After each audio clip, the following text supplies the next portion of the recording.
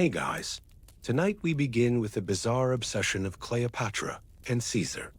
Golden barges, whispered politics, and a romance that tangled empires together one perfumed evening at a time. So, while you're getting comfortable, feel free to tap like and subscribe if this kind of calm, late-night history is your thing. And I'd love to know where you're listening from tonight. Drop a comment with your city and what time it was when you pressed play. Now dim the lights, maybe turn on a fan for that soft background hum, and let's ease into tonight's journey together. You've spent the entire morning on your knees, adjusting the folds of imported fabric that just won't fall the way Cleopatra likes. The drapes must appear effortless, like the breeze itself pinned them into perfect ripples. But if the queen so much as notices a crease too sharp or a fold too limp, it's back to the ladder with you. You stretch the linen wide and smooth it into the breeze, silently cursing the Alexandria sun that keeps heating the dye in the fabric until your hands come away pink. The room smells of saffron and citrus oil, but you're sweating through your robe, crushed between baskets of date-filled pastries, damp garlands, and a tray of peeled figs already sweating in the heat. You're not decorating a chamber so much as performing a delicate balancing act, where luxury must whisper seduction without ever tipping into desperation.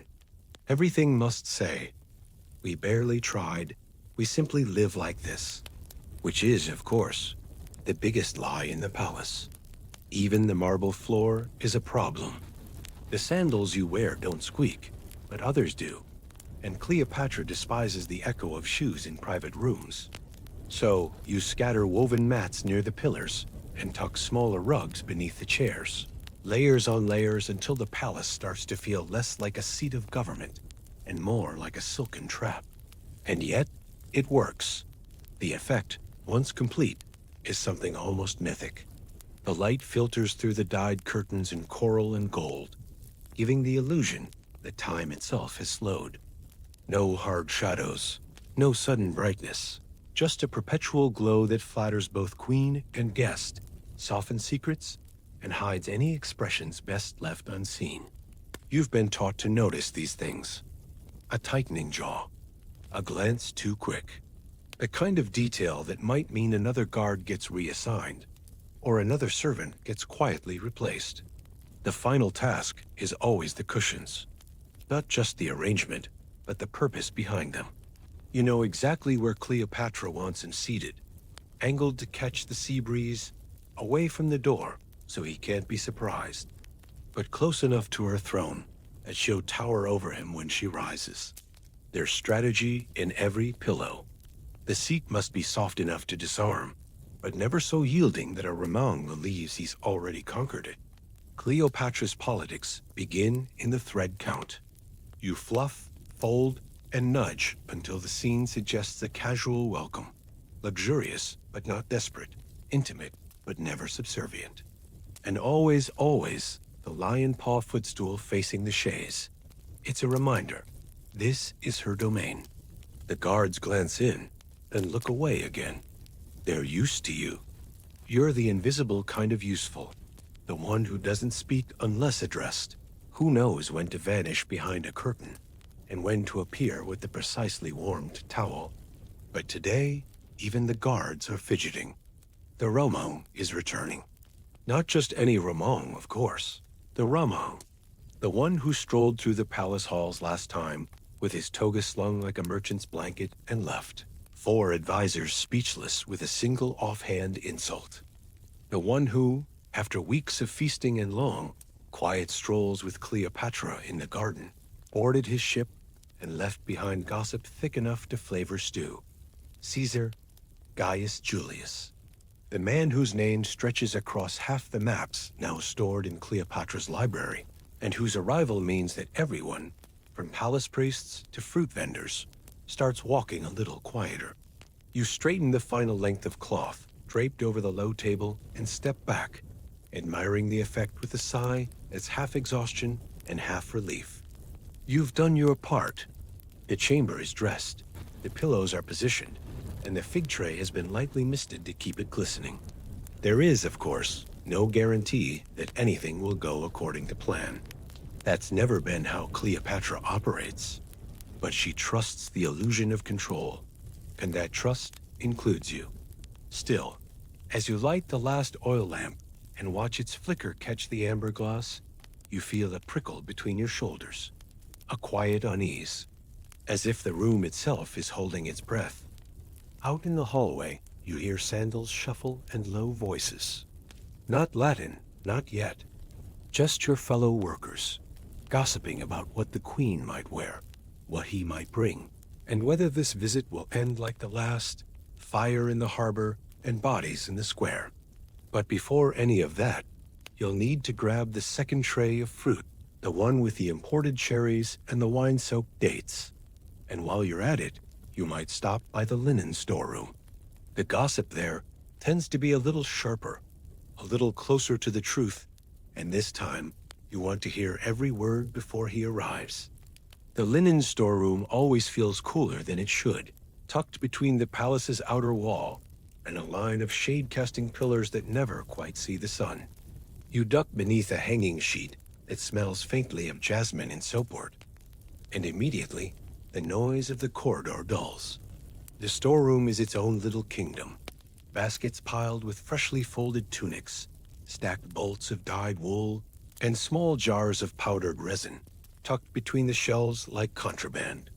The head laundress, a wiry old woman named Menka, who could starch her robe with a look, eyes you for a moment before returning to her work. You're not expected to speak, but you both know why you're here. One of the junior attendants, Lysa, sharp-tongued and too clever for her station, leans in from behind a stack of folded towels. He's already in the harbor, she whispers, as if the papyrus rolls on the shelf might report her. 2 ships. One full of soldiers, one full of scrolls. You raise an eyebrow at that. Scrolls? Philosophers, maybe? She adds with a shrug. Or more paperwork than anyone should need to bring on a romantic visit. She smirks. You'd think he was trying to annex us with bureaucracy. Menka snorts, folding a thick cloak with brisk efficiency. That man doesn't come to Alexandria for love or books. He comes to remind us who built the roads. There's an edge to her voice. Not quite fear, but something adjacent. Frustration sharpened into routine. You know the type. The older staff remember the last Roman general who marched through the palace. They remember what happened when politics outpaced manners. And they definitely remember who got blamed when someone left the wrong seal on the wrong door. You busy your hands, pretending to rearrange a basket of wrinkled napkins while listening for more. Lysa leans closer. Cleopatra has new earrings, she says, eyes glittering. Real emerald, carved into lotus petals. She had them delivered last night, from India. You nod slowly. A quiet signal. So the seduction has already begun, and he hasn't even disembarked. Cleopatra never waits for anyone to make the first move, not even Caesar. The earrings mean something. Every accessory she wears has a story, a message, a subtle challenge. The lotus petals aren't just beautiful, they're symbolic. Rebirth, divinity, and most importantly, they're not Ramang. The conversation moves like silk through fingers, fast and layered. Someone saw the queen's leopard being brushed earlier than usual. Someone else swears they glimpsed one of Caesar's men with scrolls bearing strange seals, possibly from Athens or further. And then, the quietest whisper of all. Caesar might bring someone with him, not a soldier, not a diplomat, a woman. The very idea freezes your fingers mid-fold. A Roman woman? Here, no one knows her name. Maybe it's nothing. Maybe it's just another of the rumors that blossom before every high-stakes visit. But if it's true, then the palace isn't just being dressed for seduction. It's being prepared for competition. And Cleopatra never plays second to anyone. You can already imagine the earrings being changed, the fabrics swapped. The entire mood of the reception shifted by a single name spoken in a linen-scented whisper. Menka eyes you sideways, her expression unreadable. "You should get back," she says finally, her voice more suggestion than command. "If the queen catches you loitering while there's fruit to polish, you'll end up boiling rosewater until your hands cramp." You nod, but linger a moment longer, absorbing every detail, every glance, every bit of rumor that might become prophecy by nightfall. These walls don't echo much, but the linens hold secrets like sponges, soaking up every word until they're hung out to dry. As you slip out, brushing past bolts of silk dyed deeper than sunset, you feel the weight of the moment beginning to settle across your shoulders. Caesar is coming, possibly not alone, and everyone from the lowest laundress to the highest vizier is rehearsing their roles in what will almost certainly become legend. But before Caesar's sandals touch palace marble, there's still much to prepare, and that includes the scent that will meet him at the threshold. So you head toward the perfumery, where amber and risk are bottled side by side. The palace perfumery is tucked behind the east wing, far from the kitchens and herb gardens for good reason. One stray breeze and the scent of vinegar or spoiled figs could ruin a batch meant to intoxicate royalty. You step through the carved doorway and are immediately wrapped in warmth, a humid, sweet heaviness as though someone melted an entire orchard into the air. Clay amphorae line the shelves in tidy rows, each marked with a small painted sigil indicating its contents. Rose, myrrh, spikenard, civet, and one labeled only with a black smear. You never ask what's in that one. The master perfumer, Neshi, stands at the center table like a priest before an altar. He doesn't glance up when you enter. His fingers are already dancing between vials, drizzling thick amber oil into a small ceramic bowl. It smells of honey, bark, and something darker underneath, almost metallic. "You're late," he mutters, though the sun has barely shifted since you left the linen room. And she wants something new. Not the Nile bloom. Not the cinnamon blend. Something he won't expect. You don't ask how Cleopatra managed to send this message without moving from her throne. You simply begin arranging the clean cloths and small mixing dishes he'll need. The process is slow, almost meditative. Oil warmed over charcoal, petals ground with a small obsidian pestle, resin stirred until it surrenders its stickiness. You fetch the tiny gold-handled knife and carefully shave thin curls from a block of cedar imported from the Levant. Neshi adds a single drop of blue lotus extract to the blend, and the air shifts, becomes richer, deeper, as though the room has thickened into dusk. "Too heavy," he murmurs. He's Romo. Their noses are blunt. He'll think we're hiding something. You raise an eyebrow at that. "Aren't we?" Neshi answers your unspoken thought with a grin. "Of course we are, but let him think it's just desire." He holds the bowl to your nose. It's beautiful. Smoky, warm, not quite floral, but undeniably sensual. The kind of scent that lingers on your skin long after its owner has left. Cleopatra will wear this behind her ears and between her wrists, and Caesar, if he gets close enough, will remember it long after he returns to Rome. That is, assuming he makes it out of Alexandria at all. You clean the tools with wine and rinse the bowl in hot water, careful not to breathe in too deeply. Some of the blends are potent enough to make your head swim. One jar, sealed with wax and wrapped in silk, is never touched without gloves. Not because of superstition, but because Neshi once lost a knight's memory after uncorking it too quickly. He claims it was an accident. Others say he was testing something for Cleopatra, a perfume meant to make a visitor forget why they came. There's an old palace joke that says you can always tell who's new by whether they keep sniffing their own robes. The veterans learn to spot seduction from a safe distance. But with Caesar, distance won't be possible. He doesn't behave like other guests. He touches everything, asks questions, insists on seeing the mixture process with his own eyes. Last time he was here, he interrupted Neshi's work to ask why certain oils smell different, depending on which wrist you wear them on. He seemed genuinely curious, then asked if any could be used to disguise the scent of poison. That's the problem with a man like Caesar. He doesn't believe in theater.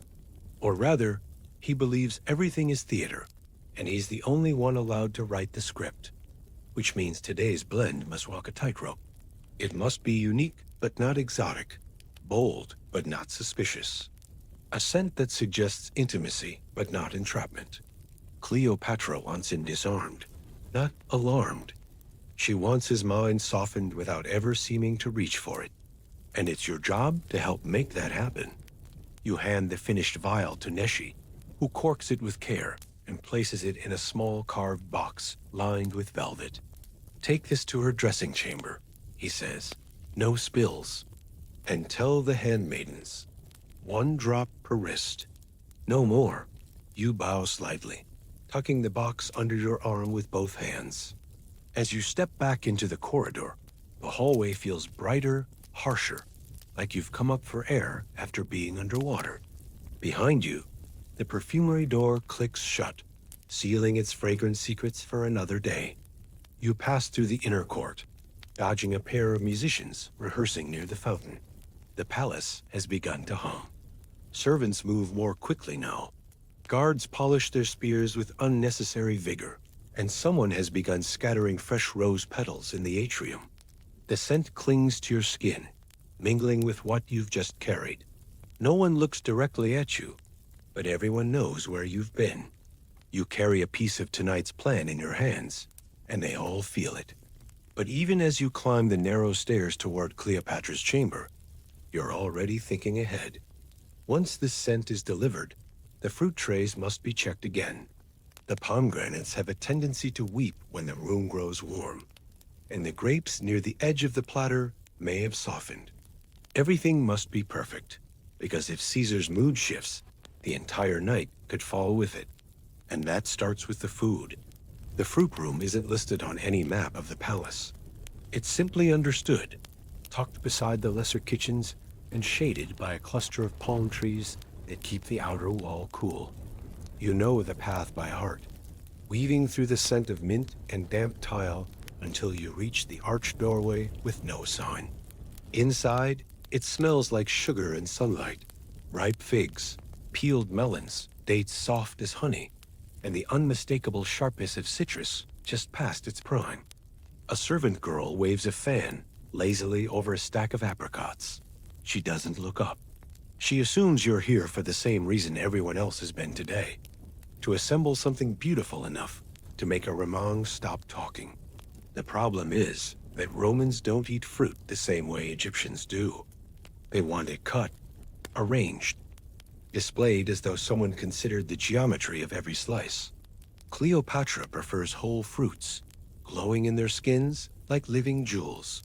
But this is one of the places where her personal taste must bend. Caesar isn't coming to admire Egypt.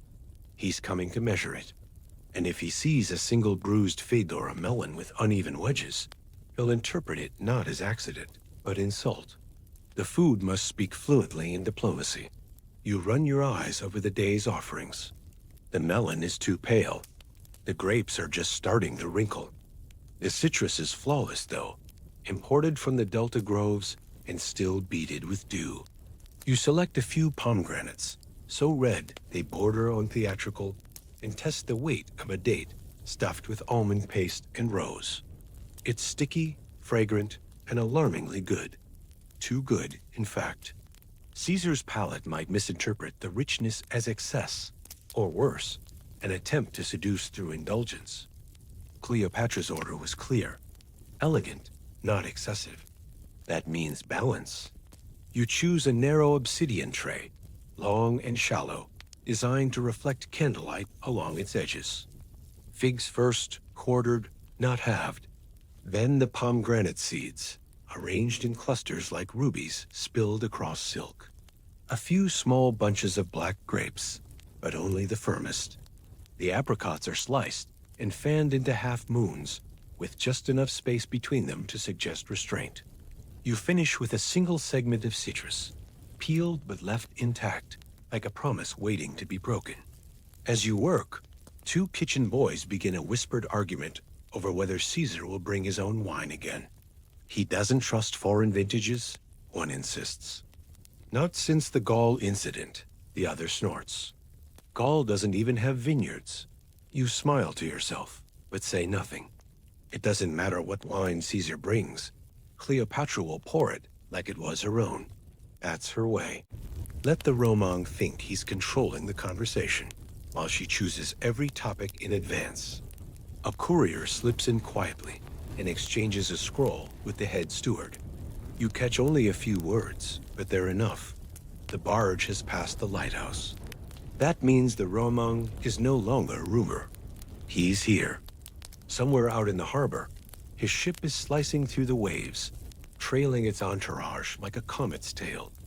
You feel your stomach tighten, not with fear, exactly, but with that particular strain of tension that vibrates through the palace walls whenever someone too powerful arrives with too many unknowns.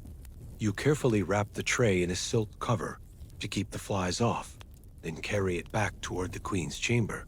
The hallway feels narrower than before, though nothing has changed. Maybe it's just the weight of everything riding on this arrangement of fruit and fragrance and colored cloth.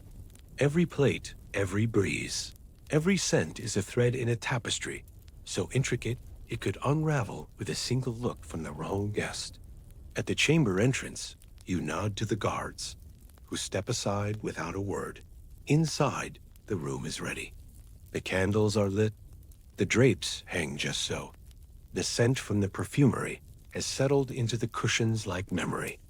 You place the tray on the low table between Cleopatra's seat and the one prepared for Caesar, then adjust the position of a fig so its skin catches the golden light. A servant to your left begins trimming the wick on an oil lamp. Another fluffs the cushion nearest the throne. Everyone knows their role, but as you turn to leave, you notice something strange. The queen's seat has been shifted an inch, not by you, not by anyone in this room. It's now just slightly off-center from Caesar's, enough that he'll have to twist his body to fully face her. A small detail easily overlooked, unless it was intentional. And of course, it is. Nothing in this chamber happens by accident. You straighten the silk cover on the fruit tray and step back into the hallway, heart beating faster now. The chamber is a stage. The players are nearly in place. There's only one task left. The candles must be checked again, their heights adjusted to cast the right shadows. And behind them, the room must remain dim enough to suggest privacy, but bright enough to keep all eyes open. In a few moments, when the queen steps inside, she will be radiant. But you'll be behind the curtains again, out of sight, where the real work is done. You return just as the final rays of sun slip below the harbor edge, casting the palace walls in the soft, bluish gray that Cleopatra favors. Twilight is her ally. It smooths imperfections, softens nerves, and whispers intimacy without demanding it. The candles are already lit, but not all of them are at the right height. The room can't be too bright. Shadows must fall where they're meant to fall, especially behind Cleopatra's chair, where the flicker of light across her gold-threaded robes creates a moving halo. She doesn't want to look divine. She wants to appear haunted by divinity, like someone touched by Isis, but clever enough to keep her own counsel. You move silently between the stands, trimming wicks with a practiced hand, and tilting lantern bowls ever so slightly to ensure the light spills the way it's meant to. Near the balcony, the oil lamp is too high. You lower it by a fraction, and suddenly, the entire seating arrangement feels more intimate, as though the room itself leans in to listen. A soft murmur of satisfaction comes from one of Cleopatra's handmaidens seated nearby. She doesn't look at you, but you hear it. The work has not gone unnoticed. The guards have changed shifts. You recognize the new pair, both chosen for appearance as much as loyalty. Their breastplates are polished, their faces expressionless, but you've worked beside them long enough to know when they're pretending. Their posture is a touch too stiff, and one keeps glancing at the hallway as though waiting for an echo. The air has changed, and everyone feels it. Caesar is in the palace. You glance toward the chamber's edge, where Cleopatra will make her entrance. She's not here yet. She never is, until every element is in place. And the elements tonight include more than fruit and fabric. The very atmosphere has been engineered. There's frankincense burning in a small alabaster dish near the doorway, meant to blur the lines between holy and human. Near the pillars, a low harp has been tuned and placed where it might be played, or simply seen as a promise that music could happen. If the moment calls for it, you adjust the final cluster of candles behind the guest seat and notice the flame catch a small detail you hadn't seen earlier. A tiny, almost imperceptible smear of pigment on the seat cushion. Crimson, not wine rouge, likely left by a handmaiden during preparation. You reach to turn the cushion just slightly, rotating the mark out of view, and replace the nearby candle to cast a cleaner light. Better. Now the Ramang will see richness, not residue. One of the palace tutors enters quietly, speaking in low tones with a scribe holding a scroll. You can't hear what's said, but you catch a few Latin words exchanged and recognize the nod of someone acknowledging a request rather than making one. Caesar isn't dictating, he's requesting. That's something. The dynamic is already in motion. There's a rustle of silk near the curtain. A pair of fan bearers glide into view, followed by two more attendants with trays of wine and cool water. They don't speak, but the timing is no coincidence. When Cleopatra appears, there will be refreshment, music if she desires it, and exactly the right number of people present to suggest wealth without ostentation. Everything choreographed down to the bead of sweat that should not appear on anyone's brow.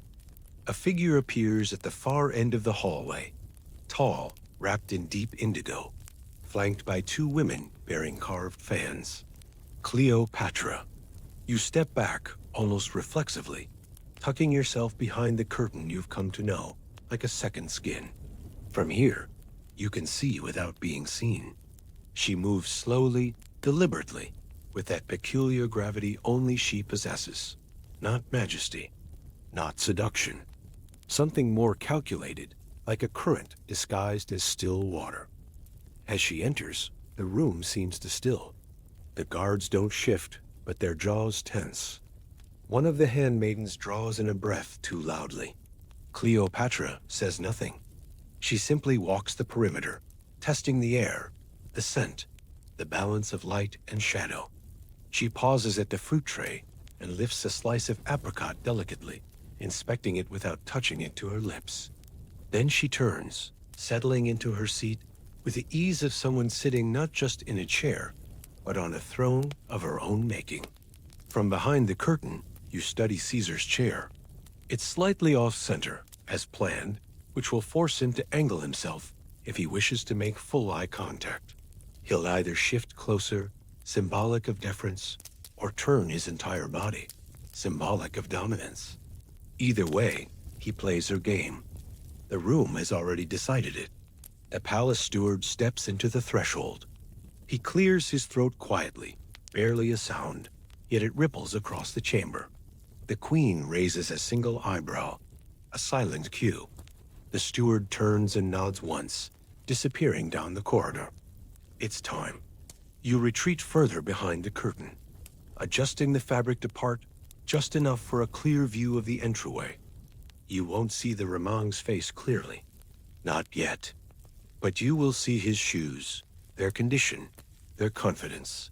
You'll hear the cadence of his stride, the pause before the threshold, the intake of breath. These are the real signs. Not titles, not scrolls, not coin. How a man enters a room speaks louder than any introduction.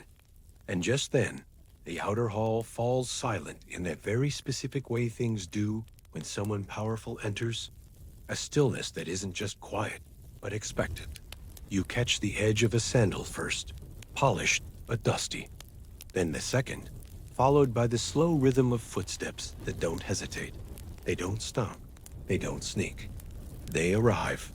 That's Caesar's gift, or one of them, walking into a room like he already owns the air in it. The curtain rustles slightly as someone breathes too sharply near you. You remain still. This moment belongs to observation, not reaction. You are a shadow, a witness, an invisible thread in the palace fabric. But you also know, whatever happens next may tilt history in one direction or another. Because beyond these curtains, past the flickering candlelight and whispering silks, two of the sharpest minds in the world are about to lock eyes, and you will be there for every heartbeat of it. And as Caesar crosses the threshold and the door eases shut behind him, you draw a slow breath and shift your weight, just enough to stay quiet, just enough to lean forward. What's said tonight will not be written down, but it will shape what happens to this palace, this city, this empire. And you're about to hear the first word. You stay perfectly still, the fabric of the curtain barely grazing your cheek as the chamber quiets to a breathless hum.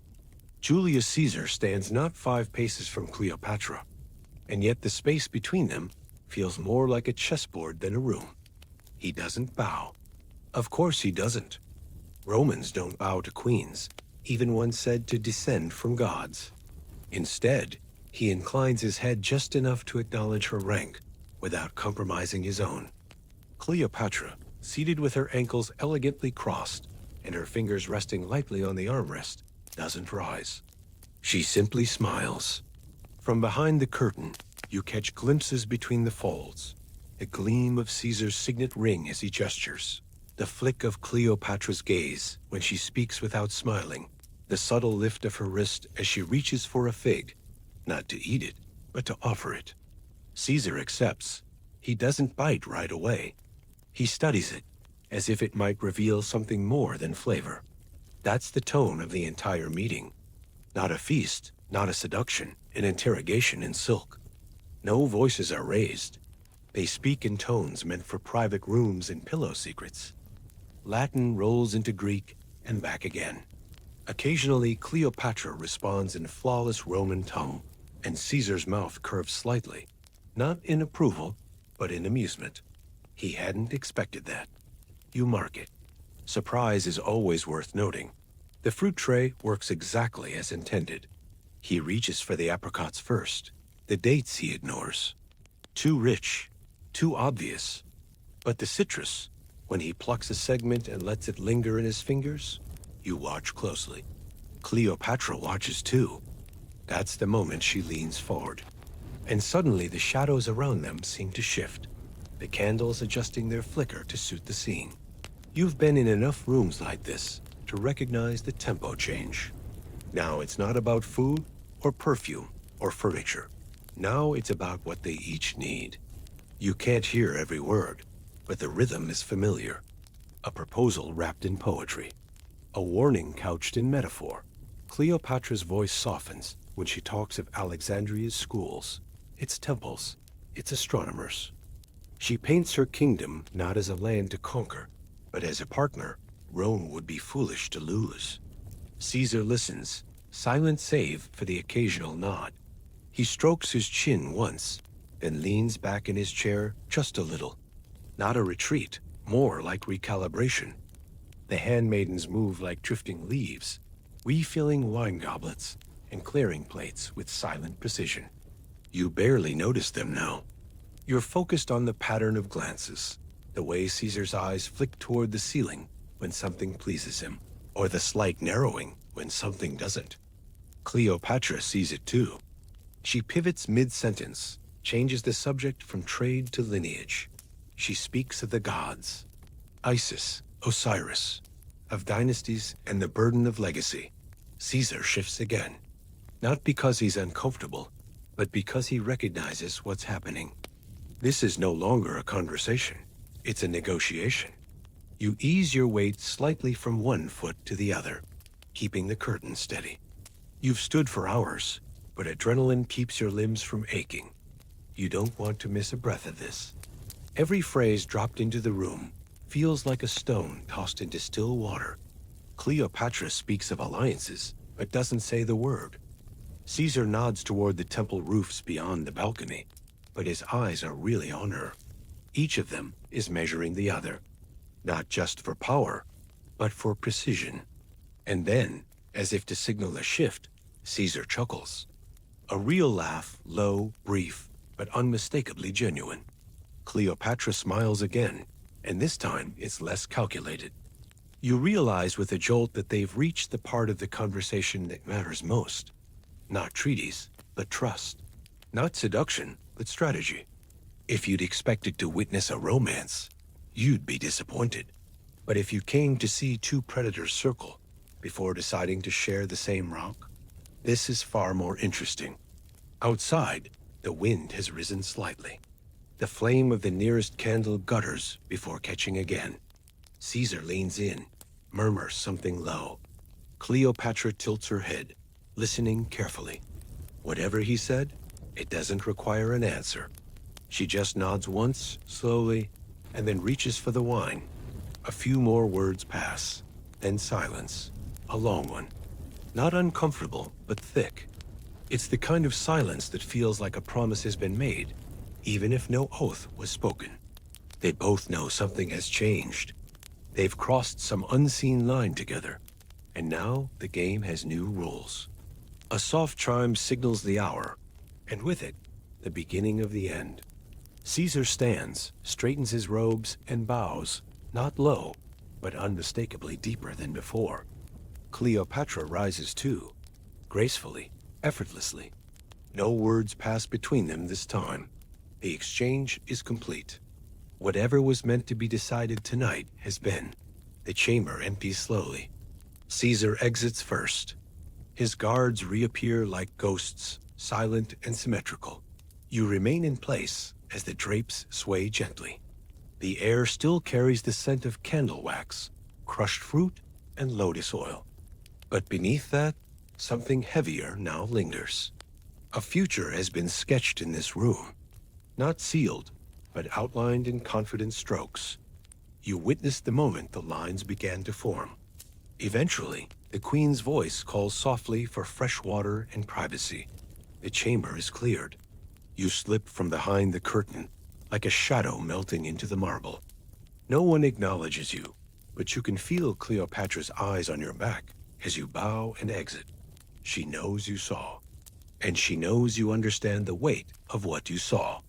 Outside, the corridor feels cooler, the light dimmer.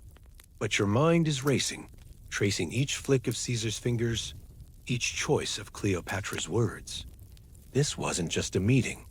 This was the start of something far more dangerous than a love affair. And as you pass through the long hallway back toward the servants' wing, you wonder how it all truly began. Not the meeting, but the obsession. What made a Roman general cross seas and burn cities just to meet this queen face to face? What drew her to him? Not just as an ally, but as something more. To understand that, you'll need to go back. Back to before tonight's feast. Back to when she was barely more than a fugitive queen, and he was just another ambitious Roman standing on foreign soil. Before the candles and the silk. Before the fruit and the perfume. Before the curtain ever rose. You weren't there the first time she met him. Almost no one was. The story has been told so many times, it's become something else entirely. A fable, a rumor wrapped in silk, embroidered by every tongue in the palace, until it barely resembles the truth. But you've pieced together enough. Whispers from the handmaidens, complaints from the porters, snatches of conversation floating on incense smoke. And though no two versions agree on everything, they all begin with one unforgettable image. The queen, wrapped in a rug. Not just any rug, of course. A Persian carpet, woven tight and rich with crimson thread, large enough to carry not just a woman, but a plan. Cleopatra, ousted from Alexandria by her brother's advisors, had been camped in the desert outside the city, with barely enough attendants to run a tent.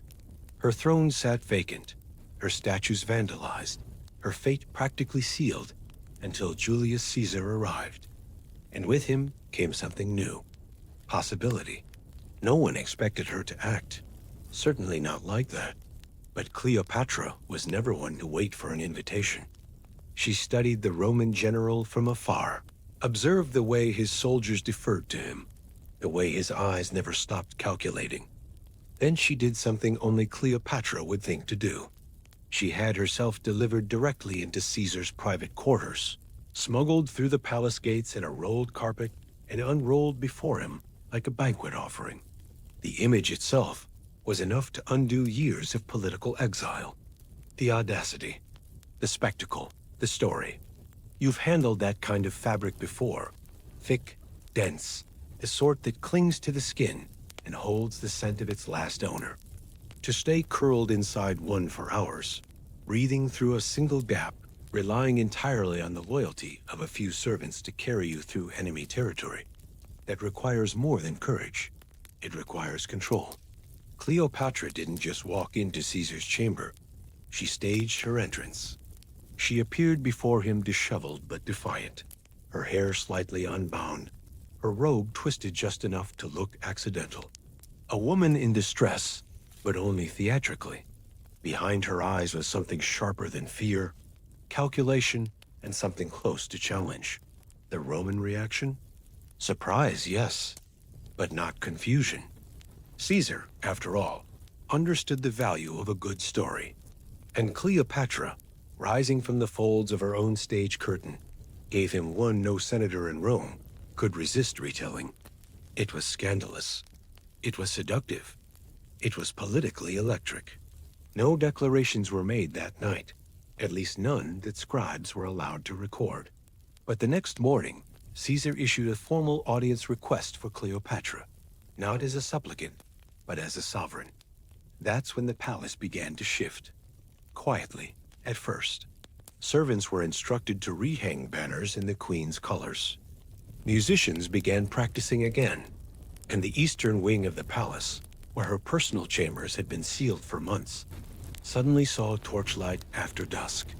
You helped clean one of the balconies a few days later, and the guards were already different. Roman faces, speaking Egyptian with awful accents, now patrolled where once her brother's men had stood. Nothing official had changed, but everything had. The city, meanwhile, bristled with uncertainty. Alexandria had never been a passive backdrop to politics. The streets themselves breathed revolution, and the people noticed. They noticed when the palace horses were swapped for sturdier Roman breeds. They noticed when Caesar's engineers began measuring the harbor with cords and poles. And they definitely noticed when Cleopatra's barge appeared on the water again, its golden prow polished and unmistakable. What drew them together? You've asked yourself that 100 times. She, born into a crumbling dynasty and taught to weaponize language and beauty in equal measure. He, raised among Rome's brutal politics, climbing a ladder that seemed to stretch endlessly upward, one betrayal at a time. Maybe they saw in each other not partners, but reflections, both surviving in systems designed to consume them. Or maybe it was simpler than that. Two ambitious creatures, recognizing another member of their kind. The days that followed were quiet, at least on the surface. Caesar remained in Alexandria, as guest, though everyone understood that meant something far closer to ruler. Cleopatra resumed her public schedule, attending temple rituals and reviewing merchant accounts. As Caesar received envoys and shuffled scrolls like he already owned the place. But behind palace walls, the hours blurred. Long conversations. Private meetings. Meals served late and finished later. You once glimpsed them on a garden terrace at dusk. He speaking, she laughing, her hand resting lightly on the edge of the table, not touching his, but close enough to suggest that touch wasn't out of reach. Of course, not everyone was pleased. Her brother's advisors fumed in exile, plotting, pacing, writing desperate messages to anyone who might intervene. In Rome, senators gnashed their teeth over Caesar's distraction. Even within the palace, many whispered that Cleopatra had sold herself to a foreign power. But those voices quieted quickly. Caesar's presence silenced most objections. And Cleopatra, well, she had a way of reminding people that alliances weren't always about submission.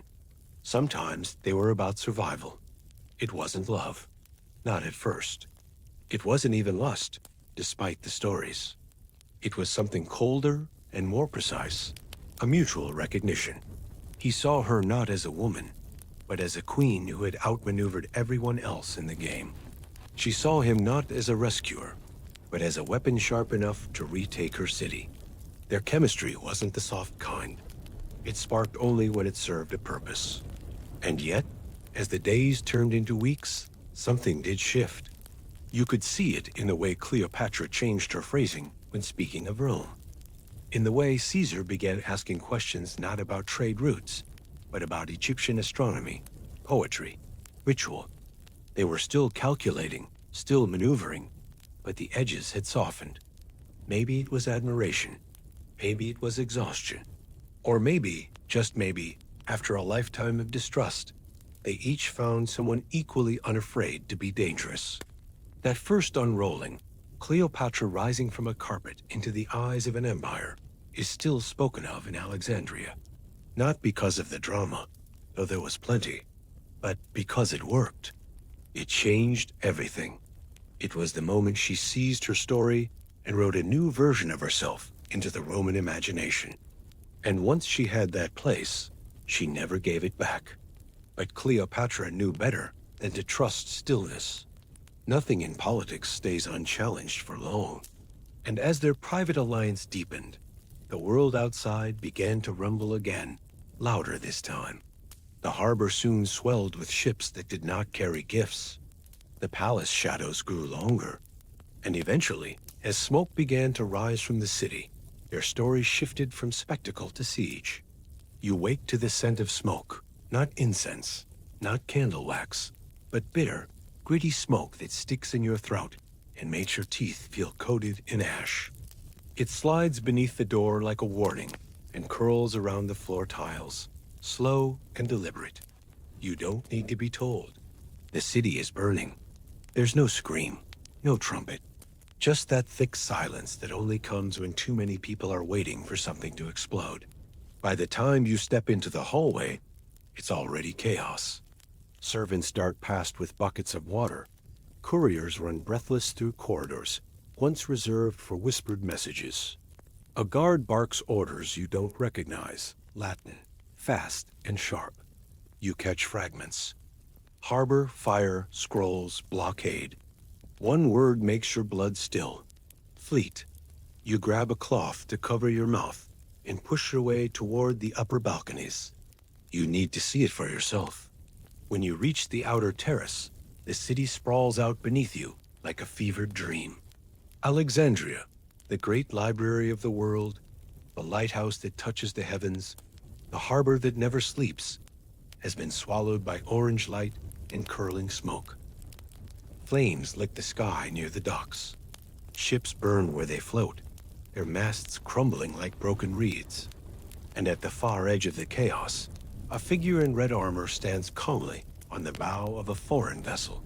Caesar's rival general, likely. You don't know his name. You don't need to. He came to take what Caesar has taken first. The palace is not under attack. Not yet. But you hear shouting near the gates. Cleopatra's brother, Ptolemy the 13th, who has been skulking through the city with what remains of his supporters, has taken advantage of Caesar's divided attention. His soldiers are stirring up the streets. Fires aren't just accidents. They're signals. Alexandria is being tested. Back inside, the atmosphere has thickened. Guards block inner corridors. Certain doors are locked. Cleopatra is nowhere to be seen. Not in her chamber.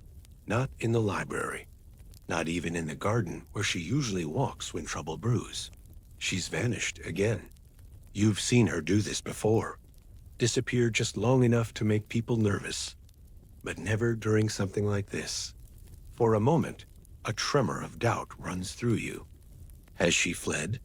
Then you turn a corner near the northern stairwell and nearly run into her. No robes, no crown.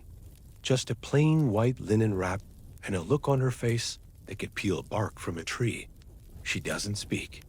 She brushes past you like wind through reeds. But behind her, a trail of servants fall into place, armed ones. The queen is not fleeing. She's preparing. It doesn't take long for word to spread. Caesar is trapped in the palace. His reinforcements had been cut off. Ptolemy's men have surrounded the walls and set fire to the library district, knowing that the loss of knowledge may be a deeper wound than blood. The scrolls, some say, are burning in stacks as tall as date palms. Others claim Caesar himself gave the order to keep his enemies from using the building as cover. No one knows the truth, and that uncertainty spreads faster than the flames. You spend the next hours moving supplies through tunnels most guests don't even know exist. Wine, clean water, strips of cloth for bandages, jars of vinegar and honey. You aren't the only one. The kitchen staff have gone silent. The musicians are gone. Even the leopards in their gilded cages have stopped pacing. The palace has turned into a fortress. When you finally return to the main hall, the air is close and heavy. Caesar is there, his armor smudged, a cut above his eye, and the unmistakable scent of sea salt clinging to his skin. He's surrounded by officers, barking commands in clipped Latin. He barely acknowledges the Egyptian scribes offering reports.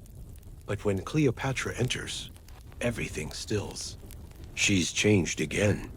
Her linen replaced with deep green silk, a thin golden cord looped around her waist. Not royal garb, not entirely, but enough to remind anyone watching that this is her home, her city. She strides to Caesar's side and speaks softly. He listens, then nods. The two of them begin planning. You don't catch every detail, but you do hear enough to know they're not just defending the palace. They're planning to reclaim the harbor. Together, soldiers will be moved through secret canals. Boats from the southern docks will be set as decoys. Messages will be sent to secure the lighthouse, which controls the entrance to the bay. The plan is audacious, borderline suicidal, and it's their only option. That night, the palace smells of oil and tension. Torches burn low. Every hallway seems filled with shadows. You're tasked with delivering wax-sealed scrolls to a Roman centurion and then returning with a cloth bearing a mark only Caesar will recognize. You don't ask what it means. You just run. When you finally return, panting and dust-covered, the eastern courtyard has changed. Cleopatra stands beside a fire pit, speaking softly to a group of young Egyptian officers. You don't hear the words, only the rhythm. She's not giving orders, she's giving purpose, reminding them that this palace stands for more than one throne or one alliance. That Alexandria is not just a city, it's the city, a symbol, a prize. The plan begins before dawn. You're sent to assist with lantern signals along the palace's outer wall, mimicking the patterns used in harbor traffic. From your perch, you see ships moving under cover of the smoke, small ones, fast and low, carrying Caesar's men toward the blockade. The fighting begins soon after, muffled by distance, but no less violent. You see one ship catch fire mid-turn. Another vanishes behind a warehouse. Then, finally, a flare from the lighthouse, red, then green. A signal. You don't know what it means. But you see Cleopatra exhale when she sees it, and that's enough. By nightfall, the fires are dying down. The harbor is choked with debris, but Caesar holds the palace, and the blockade is fractured. Alexandria is scarred, but not broken. The streets are quiet, not safe, but silent. And in the palace, for the first time in days, you hear laughter. Real laughter. It comes from a small private hall, where Caesar and Cleopatra share bread, wine, and oddly enough, a game of dice. You don't enter. You remain behind the door, listening as the dice rattle across the table and land with a soft, deliberate clack. Caesar curses in Latin. Cleopatra laughs. And in that moment, something shifts again. This wasn't a rescue. It wasn't a conquest. It was a firestorm. And they survived it side by side. But the ashes are still warm. And in those ashes, new plans begin to take shape. Because war may bring enemies, But survival always brings ambition. And Cleopatra? She isn't finished yet. The harbor still smolders days after the last flare, and blackened timbers wash ashore like bones picked clean by the tide. But inside the palace, Alexandria begins to breathe again. Markets reopen. Musicians drift back toward the square, tentatively plucking strings like testing a wound for tenderness. And in the garden courtyards, flowering vines bloom too early, perhaps from the heat or perhaps in defiance. You're assigned to the Queen's entourage again, this time not for strategy, but for celebration. The tone has shifted. The whisper in the hallways isn't what now, but what next? The siege is over, and Cleopatra is preparing to leave the palace, not in retreat, not in secrecy, but in procession. Along the Nile, with Caesar. The barge itself is absurdly large. It takes nearly 100 workers to prepare it, polishing the decks, trimming the sails, re-dyeing every banner to match Cleopatra's preferred deep purple, though the sun is bound to bleach them anyway. The prow has been freshly gilded and carved with a lotus blossom the size of your torso. There are rumors that Caesar wanted something more remote, eagles, maybe, or wolves. But he didn't argue when Cleopatra insisted.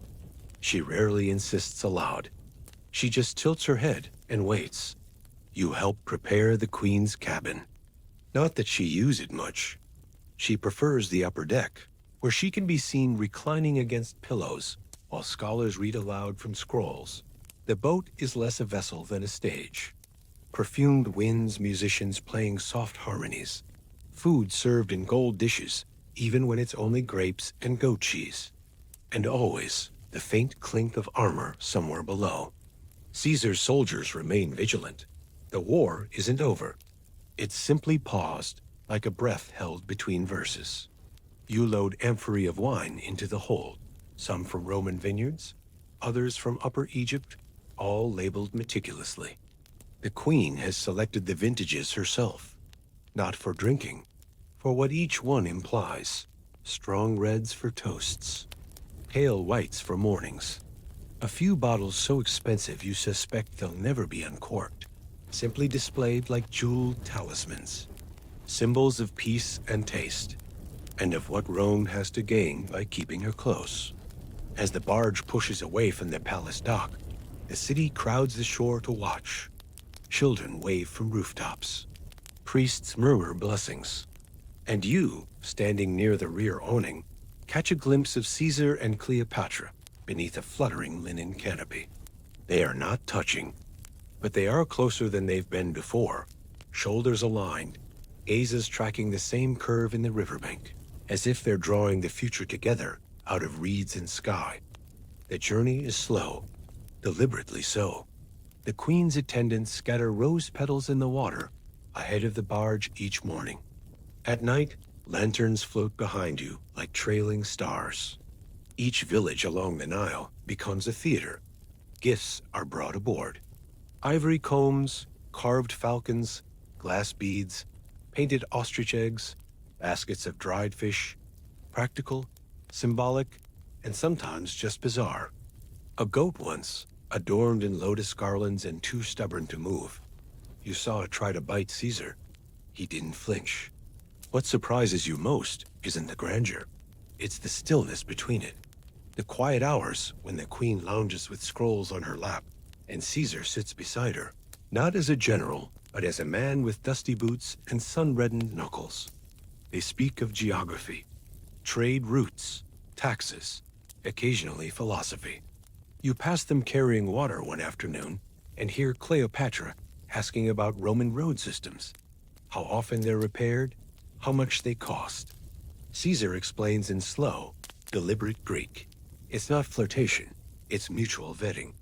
Each one measuring the other, not just by charm, but by competence. And yet, something softer does begin to settle between them. You notice it in the way Cleopatra waits for him to finish a sentence instead of interrupting, or how Caesar, always eager to dominate a room, lowers his voice when speaking just to her.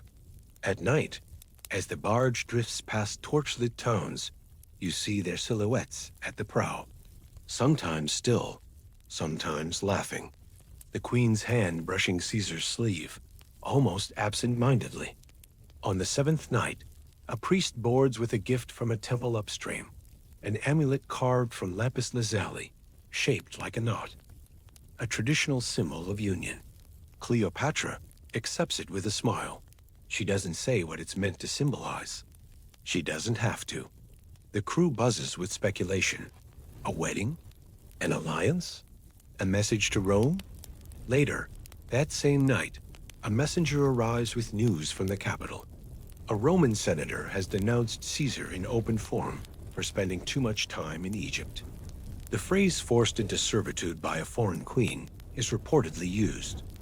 When Caesar hears it, he only smiles. Then he asks Cleopatra if she's ever considered visiting Rome.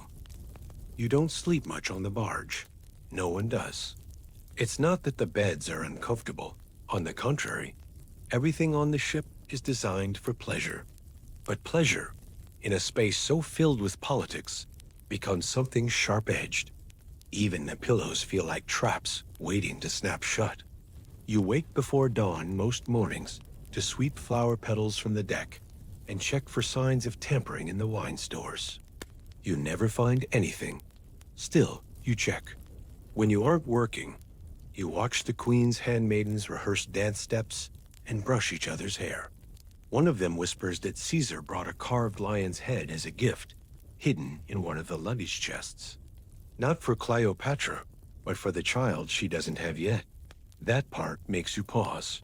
The queen has said nothing. But there are rumors. She's been drinking more water than wine. And she avoids certain foods now. By the time the barge begins its slow curve back toward Alexandria, the Nile has changed color. The season is shifting, the water running higher, the banks more swollen. The return feels heavier than the departure. Not because the ship is weighed down with more gifts, though it is, but because everything is different now. What started as a show of power has blurred into something else. Not love, not entirely, but a bond. Tangled, knotted, and unspoken. A bond no gift, no general, no Senate decree can quite unmake. Back in the palace harbor, workers prepare a new set of chambers. Not for Caesar, he'll remain in his own wing, but for honored guests. The phrase is deliberately vague, but everyone knows what it means. Cleopatra isn't letting him go just yet.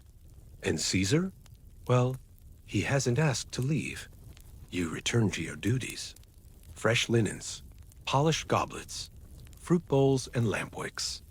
But now, there's a new urgency to it all. The queen is planning again. You can feel it in the pacing of her footsteps, the clipped conversations with her advisors, and in the way she touches her belly sometimes, absent-mindedly, when she thinks no one's watching. The scent of beeswax polish clings to your sleeves as you buff the bronze handles of Cleopatra's writing desk, a task meant to distract your hands while your thoughts strain toward the queen's chambers. Down the hallway, the palace midwife walks past, steady, silent, carrying herself with the careful posture of someone protecting a secret that hasn't yet been named. She doesn't glance your way, and she doesn't have to. You see the way her eyes drift toward the closed doors, the way her steps avoid the patches of light, as if even sunlight might betray her purpose. You return to your polishing, slower now, watching the warping reflections twist in the metal, sensing that something irreversible has taken root behind those walls. By nightfall, no official decree is issued. No herald shouts in the courtyard. But the palace hums with certainty. The queen is with child. Servants begin adjusting their behavior before they've even been instructed. The kitchen prepares soups more often, dishes lighter and easier to digest. The wine cups are cleared before meals even begin, replaced by bowls of pomegranate water and cool infusions. Robes are altered subtly at the seams, hems let out just slightly, fastenings moved to sit more comfortably. No one is told why. They simply know. You notice Cleopatra's posture shift in the following days. Not out of weariness, but from deliberate care. She sits straighter. She walks more slowly, not for show, but for control. She speaks with a calmness that settles the nerves of the staff, as though her words alone might hold the palace in balance. Caesar remains in Alexandria longer than anyone expected, far beyond what protocol requires. He occupies the palace not as a conqueror, nor as a guest, but as something less defined and more dangerous. A man who has chosen to linger in the orbit of a queen, now carrying a piece of him. Soon, the eastern wing is prepared for a new resident. A sunlit chamber is selected high in the palace walls, quiet and enclosed with narrow windows, painted with blue lotus and silver stars. You are summoned to help clean it, though no one uses the word nursery. You sweep the tiled floor slowly, hearing your own breath echo against the walls, wondering what kind of child might one day cry out beneath this ceiling. Small cots are carried in. Painted toys arrive from craftsmen with no names attached, and an ivory rattle is placed at the center of the bed as if it were a crown. Everything is done with formality and no fanfare, like preparing for a guest whose arrival is inevitable and world-altering. Then, one morning, the queen disappears from view. Her chamber is guarded. Her court falls silent. No footsteps echo through the marble halls. You sense the change in the air, like a storm held between two fingers. The days crawl by, breathless and hushed, until the midwife walks past your station once more, this time with a bundle cradled to her chest, wrapped in green silk. She does not look up. She doesn't need to. The child is here. The news spreads not with voices, but with silence. There are no celebrations, no public feasts, no formal titles spoken aloud, but every servant moves with more care. Every candle burns a little longer. The queen has given birth to a son. His name, whispered once in a side corridor, carries the weight of a plan. Caesarion, the little Caesar. Ptolemy the 15th Philopator Philometer Caesar, if you prefer the full weight of formality. But beneath the titles lies something more raw, an alliance solidified, not by scrolls or swords, but by blood. The days that follow are filled with quiet rearrangement. Cleopatra remains largely unseen, her time reserved for the child and for Caesar, who has not yet left the palace. You glimpse them once through a half-open doorway. Cleopatra seated upright, the child asleep in the crook of her arm, and Caesar standing beside them, not touching, but close enough to suggest protection. His expression, unguarded in that rare moment, holds no smugness, only a strange stillness, like a man studying something he never expected to hold. In the gardens, statues begin to appear. New ones, not of gods, not of generals, but of a woman and a child rendered in smooth limestone, positioned just beneath the shaded walkway. The sculptor works quickly, quietly, adjusting Cleopatra's likeness not to match her at court, but to reflect how she looks now, calm, confident, and watching the horizon. The child's face is still abstract, his features barely carved, but already the brow hints at Roman sharpness. You notice that Cleopatra never asks for changes. The statue remains untouched once completed. When the queen decides to travel to Rome months later, Caesarion goes with her. You are assigned to help pack for the journey. Silks, scrolls, dried lotus petals, and the carved toys made in Alexandria all find their way into trunks. The journey itself is uneventful, but the arrival in Rome is something else entirely. The city, colder in every sense, receives Cleopatra with stiff curiosity. The Romans look at her and see disruption, see spectacle, see a question mark sewn into gold. They look at Caesarion and see a threat. In Caesar's villa, tucked away from the Senate and its long shadows, Cleopatra is received not in public ceremony, but in private rooms where diplomacy is conducted through looks, and futures are traded without signatures. You serve quietly near the hearth, watching Caesar cradle the child with a gentleness that catches even his advisors off guard. He never introduces the boy. never names him formally, but the way he holds him, the way he listens when Cleopatra speaks about his feeding, his sleep, his voice, there is recognition in every nod. He doesn't have to say it. The truth is evident in posture alone. The city whispers as it always does. The Senate fumes. Poets write lines too clever to be quoted directly. Some say Caesar has lost his discipline.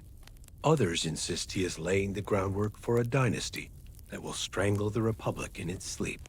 You hear one senator call the child illegitimate diplomacy, like the phrase itself might dismiss the boy from history. But Cleopatra ignores the murmurs. She does not shrink from Roman eyes. She walks through the markets with Caesarion in her arms, and dares the statues of old men to blink. When you return to Alexandria, the air feels warmer, though nothing has changed in the streets. Cleopatra is no longer simply queen. She is something harder to define, a mother whose child exists between two empires, a woman who has placed her legacy into a cradle and dared the world to deny it. You resume your duties in the Eastern Wing. The nursery is fuller now. The child's presence reshapes the halls. Even the guards walk differently, as if aware that history now naps behind the painted doors. And sometimes, in the quietest hours, you pause outside that chamber and hear Caesarion coo in his sleep, dreaming the dreams of a boy born into two myths. You wonder whether he will one day rule, whether he will remember any of this, whether the gods, who watch so many mortal follies, are holding their breath the same way the palace does now. Because this child is more than a name. He is a line drawn across history, and one day, someone will be forced to choose which side of it they stand on. In Rome, people don't say Cleopatra's name at first. Not directly, not in polite company. They say the queen, or that woman from Egypt, or Caesar's eastern guest. They speak around her, draping her in implication instead of acknowledgement, as if speaking her name might summon her, or worse, confirm that she truly belongs there. But the name creeps in regardless, through whispered conversations between senators, through muttered complaints of Roman wives watching their husbands grow suddenly curious about perfumes and linen tunics. Cleopatra doesn't demand recognition. She simply enters rooms and lets her presence do the work. She does not parade. She doesn't need to. Her hair is styled differently than Roman matrons, thicker braids, wrapped in coils, rather than pinned in submission. Her robes shimmer with soft threads that catch sunlight like dew. Her voice, when she speaks Latin, carries just enough accent to remind her listeners that she was educated elsewhere, in a system that trained rulers instead of wives. She walks through the city without fear, with Caesarion in her arms or trailing beside her. And each time, a few more heads turn, a few more voices lower. You're part of the small contingent that travels with her during her public outings.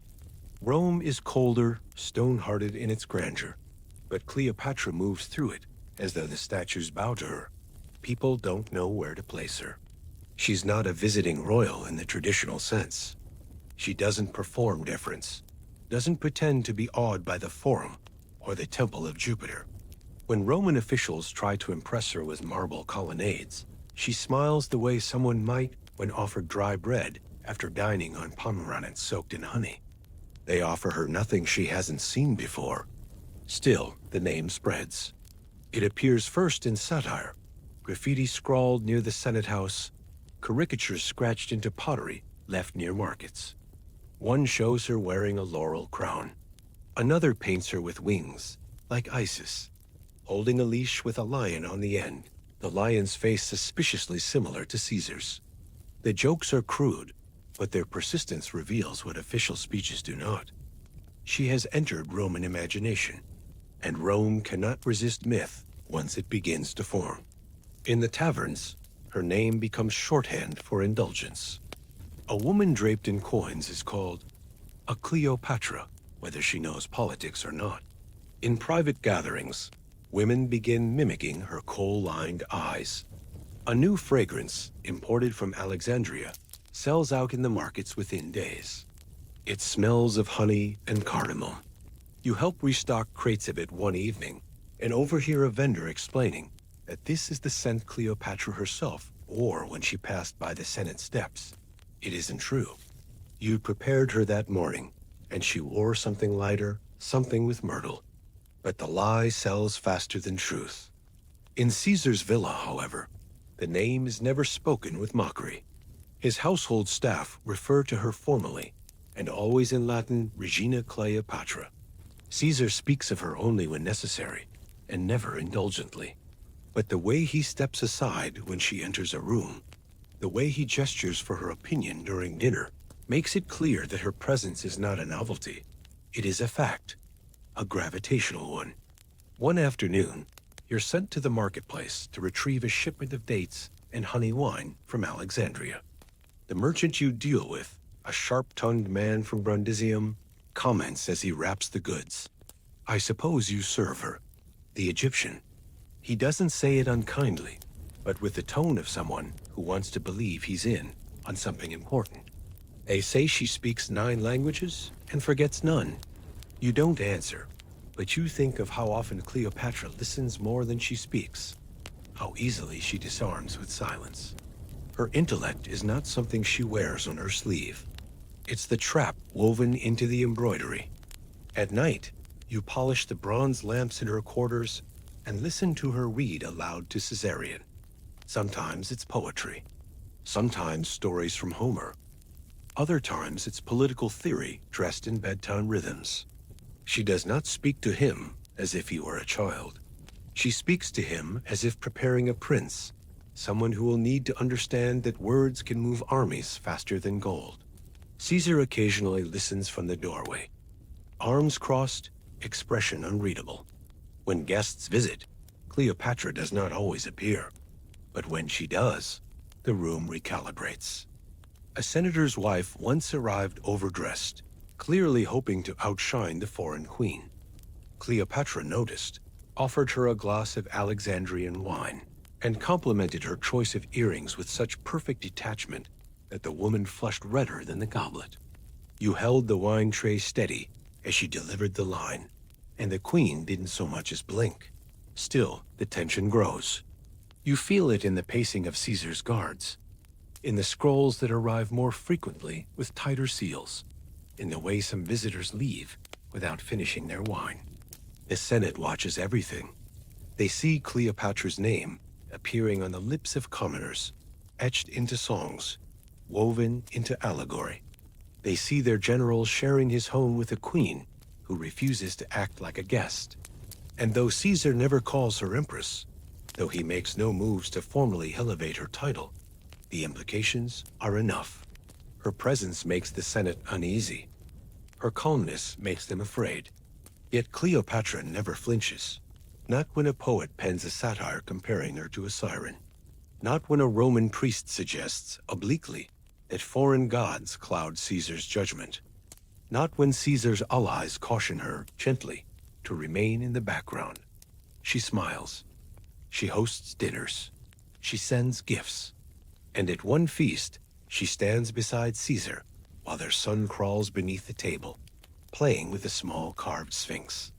You see the way the guests glance at one another, pretending not to notice the boy, pretending not to hear the queen refer to him, just once, as my heir.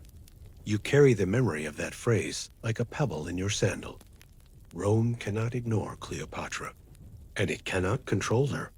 The more it tries to reduce her to rumor, the more her name sharpens. It becomes a kind of rebellion itself, a name that means elegance with teeth, strategy with scent, motherhood with steel. She never declares anything outright, but every time her name is spoken in Rome, something ancient stirs beneath the marble. And soon, those murmurs turn sharper. The city grows less welcoming. Caesar's guards grow more restless. And in a palace carved from ambition, daggers begin to sharpen, not against the queen, not yet, but against the man whose name her son carries. It begins with courtesies that arrive late, invitations phrased in colder language, and glances that once paused in admiration, now skipping past Cleopatra as if she's no longer in the room. You feel it before you hear it. The way the air in Caesar's villa becomes staler, the way the guards no longer nod when passing you in the hall, the way even the marble seems to echo harder underfoot. Caesar, for all his brilliance, has never been beloved by his peers. Admired, yes, feared certainly, but never embraced. And now, with Cleopatra in Rome, her son playing in view of senators' wives, and whispers of divine kingship woven into after-dinner debates, the city's patience phrase like worn linen. The Ides of March approaches. You hear the phrase often now, passed between tutors and scribes, never directly stated, but always waited. The calendar pages flip like dry leaves, and beneath the civil order of Rome's polished marble, something ferments. Caesar has grown more brazen. He accepts honors not meant for one man alone.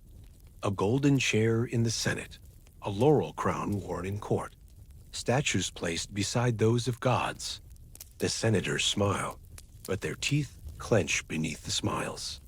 Even Cleopatra, uncheckable as she is, watches the proceedings with a furrowed brow that doesn't ease until the room empties. You've seen this kind of tension before. In Alexandria, in the weeks before a palace coup, the false laughter, the long pauses after minor jokes. You know the steps of political theater when the actors start rehearsing their exits too carefully. One evening, after a reception, you find a discarded scroll near Caesar's private desk. The wax seal is broken, the edges smeared. You can't read most of the Latin, but the few words you do understand suggest caution, urgency, and something close to betrayal. You leave it untouched and say nothing. Cleopatra is quiet in those final days. Not withdrawn, but watchful. She hosts fewer gatherings. Caesarion is seen only within private gardens. Caesar, meanwhile, seems unchanged, still issuing orders, still receiving foreign guests, still moving through the city like it belongs to him. But even he must sense it. He keeps more guards close, sleeps in shorter shifts, and no longer walks alone through the forum. You overhear one of his officers muttering about optics, how the presence of an Eastern queen beside him is clouding the message. Another uses the word vulnerable. That's when you realize the danger isn't coming for Cleopatra, it's coming for Caesar. And it's already inside the walls. On the morning of the Ides, you are ordered to remain in Cleopatra's chambers. Caesar has business in the Senate, and the queen has decided not to accompany him. Whether by instinct or information, you don't know. But you do know that the moment the door closes behind him, the palace stills. Not quiet, exactly. Just too symmetrical, too prepared. Hours pass without word. Then the first messenger arrives, running, breathless, with no scroll, just a face drained of color and a name broken in half on his lips. Caesar has been killed in the Senate, surrounded by men he called friends. Stabbed not once, but dozens of times, as if one betrayal could never be enough. The queen doesn't speak when she hears it. She turns away from the window, lifts Caesarion into her arms, and disappears into the interior of the villa. You follow in stunned silence, carrying nothing but a folded linen shawl, and the sudden realization that everything you've helped build here may be erased before sunset. Chaos follows fast. The streets erupt in grief, in panic, in opportunism. Supporters of Caesar scramble to claim legitimacy. Opponents burn his likeness in the streets. You stay inside. Everyone does. And as evening falls, Cleopatra summons her court. She doesn't cry. She doesn't tremble. She doesn't even sit. She stands at the head of the room, Caesarion beside her, and speaks softly in Egyptian. No one interrupts. She announces their departure. Not at once, but soon, quietly, carefully. She has already secured a path to the port. And when she leaves, she will not return empty-handed. Caesarion will come too. His blood, his name, his future, it all remains intact. The Romans may deny Cleopatra a place in their marble palaces, but they cannot undo what has been born. The days that follow are tense and sleepless. You help pack only what's essential: scrolls, records, jewelry that could fund an army if needed. Caesar's likeness is removed from her quarters, not in anger, not in mourning, simply in finality, as if this chapter has closed and the queen refuses to reread it. When the barge leaves the Roman harbor in secret, the city is still dark. The sails are drawn tight. The guards speak only in low voices. Cleopatra stands at the prow, wrapped in a cloak that hides her face, and watches the shore shrink behind her. Caesarion sleeps nearby, cradled in a bassinet, woven with gold thread. As the boat slips into deeper waters, you exhale for the first time in days. Not because you feel safe, but because, in motion, there is purpose again. Cleopatra does not cry. She does not curse the Senate. She simply looks ahead. Back in Alexandria, new scrolls are unrolled. New alliances must be drawn. The future, once shared, now belongs to her alone. But even now, even in the quiet hum of sails and surf, you wonder if something of Caesar still lingers in the water behind you. A shadow cast not by a man, but by the myth that will follow her back home. And when you return to the palace, to its scorched courtyards and silent gardens, you find that history has already begun rearranging itself. Statues have been scrubbed, inscriptions altered, but some things remain. Beneath the marble foundations, beneath the ruins and scrolls and public altars, there are still traces of the story no one dares to claim outright. But you know where to look. And years from now, when the dust settles and myths harden into memory, you'll wonder how much truth still lies buried beneath the palace floor, or deeper still, beneath the waters of Alexandria's harbor, where stones remember everything. Because even now, after the fire and the betrayal and the long silence that followed, the ruins still whisper. And soon, you'll walk among them. The boat rocks gently beneath your feet as you lean over the edge. The late afternoon sun catching on the waves in flickers that make your eyes ache. Alexandria's harbor has changed since you last saw it. Less crowded now, its once noisy waterfront, quiet beneath the weight of history and silt. There are no royal banners flying, no oiled barges gliding beneath silk canopies. Today, the vessel carries only a few divers, coils of rope, brass tools dulled with sea use, and you. The others on board speak in low tones, careful not to disturb the moment. And though they are here in the name of archaeology, you know, this isn't just a recovery mission. It's a return. They call it the submerged quarter, or the lower city. The locals say the palace slipped into the sea during an earthquake generations after Cleopatra's death, swallowed by rising tides and cracked earth. But as the divers ready their gear, brushing dust from old maps and tying knots in silence, you can't help thinking it didn't fall. It was buried, intentionally, or by the weight of memory. Some things don't collapse. They are covered. You watch as the first diver disappears beneath the surface, her limbs cutting the water with practiced grace. She vanishes into the green-blue murk, tethered only by a rope knotted to the rail. The rest of the crew busies themselves with weights and waterproof slates, careful not to speak too loudly. There's reverence in the air, though none would admit it. A reverence not for the ruins themselves, but for what they still represent.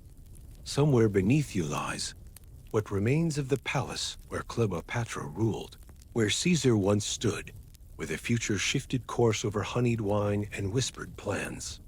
When the first basket is pulled from the sea, the contents are unremarkable at a glance.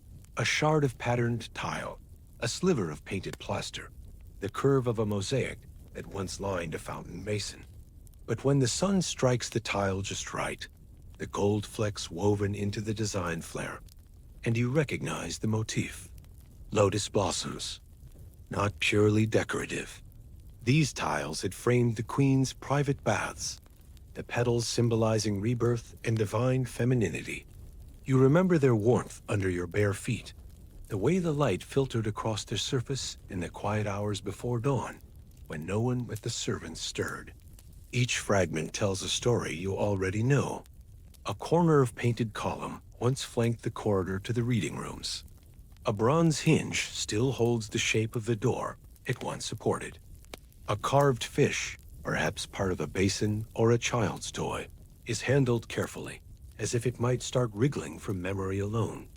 The divers see objects, you see echoes. Later, they offer to lower you in one of the shallow rigs, just for a moment. You decline the harness, not out of fear, but because you've already been there. Not physically, but in a way more vivid than water and stone could ever allow. Still, you crouch at the edge of the boat, take the viewing box in your hands, and lower it into the water. The surface ripples around the frame, then settles, and suddenly the past stares back. Beneath the veil of water lies a mosaic floor, pale blue and gold, its edges scalloped and faded, but unmistakably intact. A border of eyes, all wide and open, surround the scene, Horus eyes, symbols of protection. You remember stepping between them as a younger version of yourself, careful not to smudge the patterns, aware that these floors saw everything even when you looked away. A diver motions from below, pointing toward a submerged wall. As you follow the direction through the lens, your breath stills. A column, still upright, leans gently as if bowing to time. You know that column. You brushed its base during festivals. You strung garlands along its grooves and once polished the gold leaf accents so carefully that your knuckles bled. Now it stands rooted in sand, worn by currents, still holding its shape long after the voices it once listened to fell silent. When the baskets return, heavier this time, the crew gathers around one in particular. Inside, wrapped in algae and sea-softened cloth, is a partial bust. The nose is gone, the headdress cracked, but the angle of the jaw and the slope of the cheekbone carry a certainty you cannot mistake. One of the divers turns to you and asks if you think it could be her. You don't answer. Not out of uncertainty, but because the truth is too large to say aloud. Maybe it's a statue of the queen. Maybe it's one of the many imitations made during her lifetime. It doesn't matter. Whoever carved it once stood in her presence, studied her face long enough to leave behind something that still holds its shape beneath waves and silence. The sun begins to lower as the crew takes their final readings. Another dive is planned for the following morning. One of the divers mentions a stretch of collapsed stone just beyond the breakwater, an area marked on older scrolls as part of the temple precinct, where Caesar once commissioned a structure in her honor. They plan to search it next. You make a quiet note in your mind, though you already know what they'll find. You've seen the place, not with your eyes, but through memory's architecture, shaped by time and longing and the weight of knowing what was lost. The boat turns back toward the dock, the baskets secured, the record stored away for later translation. You remain near the edge, watching the water trail in lines behind you, feeling the wind shift as the harbor approaches. Alexandria looks different from this angle, older, quieter, still carrying itself like a city that remembers too much. The shore greets you not with fanfare, but with acceptance. The city has seen kings and conquerors, floods and betrayals, and now, a slow unearthing of what it once tried to forget. As the crew disembarks, you pause at the rail, your hand lingering on the worn wood. Somewhere beneath your feet lie the stones you once walked on as a servant. You remember the rhythm of sandals, the scent of warmed myrrh, the flicker of oil lamps on polished marble. You remember watching Caesar and Cleopatra speak in voices too soft to follow, their words curling around the columns like incense smoke. Those moments are not recorded in scrolls. They were never meant to last, but you remember. And as you step off the boat, your legs unsteady not from the sea, but from memory, you realize that the palace has not vanished. It has simply gone quiet, waiting. Beneath the salt, beneath the sand, beneath the careful hands of divers and scholars, the past has only paused. Soon, they will reach the place where the temple once stood. and the stones will begin speaking again. The lighthouse looms before you as you step onto the crumbled stones of the island, the last remnants of Pharos flickering between memory and ruin. Even in pieces, it dominates the horizon, rising from the sea spray like a ghost that refuses to drift. Wind tangles your robe as you climb the worn path, your sandals slipping slightly against the smooth rock where thousands have walked before you. Sailors, priests, soldiers, and once, long ago, a Roman general with sand still clinging to his armor. The climb is gentler than it was in your youth, not because the stone has softened, nothing here has softened, but because the top no longer exists. The beacon is gone. The upper tiers, once gleaming with polished marble and bronze mirrors, fell centuries ago, broken by earthquakes and time. What remains is the base, monolithic, defiant, salt-stained, and a platform that catches every gust of sea wind like a sail pulled taut. You walk it slowly, reverently, tracing the ridges with your fingertips. Every crack in the stone feels like a sentence paused mid-thought. Once, this tower was the tallest structure in the world, a guide for ships and a symbol of Alexandria's pride. It did not simply illuminate, it declared. Light from the polished bronze mirrors could be seen for miles, turning night voyages into acts of confidence. The fire was tended constantly, its smoke thick and deliberate. During Cleopatra's reign, that light was more than a warning to rocks. It was a symbol of empire. Caesar himself stood here, once, just as you do now, watching the city flicker in miniature beneath him, weighing it against the Rome he'd left behind. You remember that day, or at least, you remember its ripple. News traveled quickly when Caesar climbed Pharos. There had been unrest in the city, rumors of siege, and still, he'd chosen to walk the narrow, spiraling stairs of the tower to its top, not to survey troop movement or call for reinforcements, but to understand the city he was shaping from above. Cleopatra remained in the palace that day, her face unreadable. When she heard he'd climbed alone, she didn't scold. She simply closed the scroll she'd been reading and stared out at the water for a long time.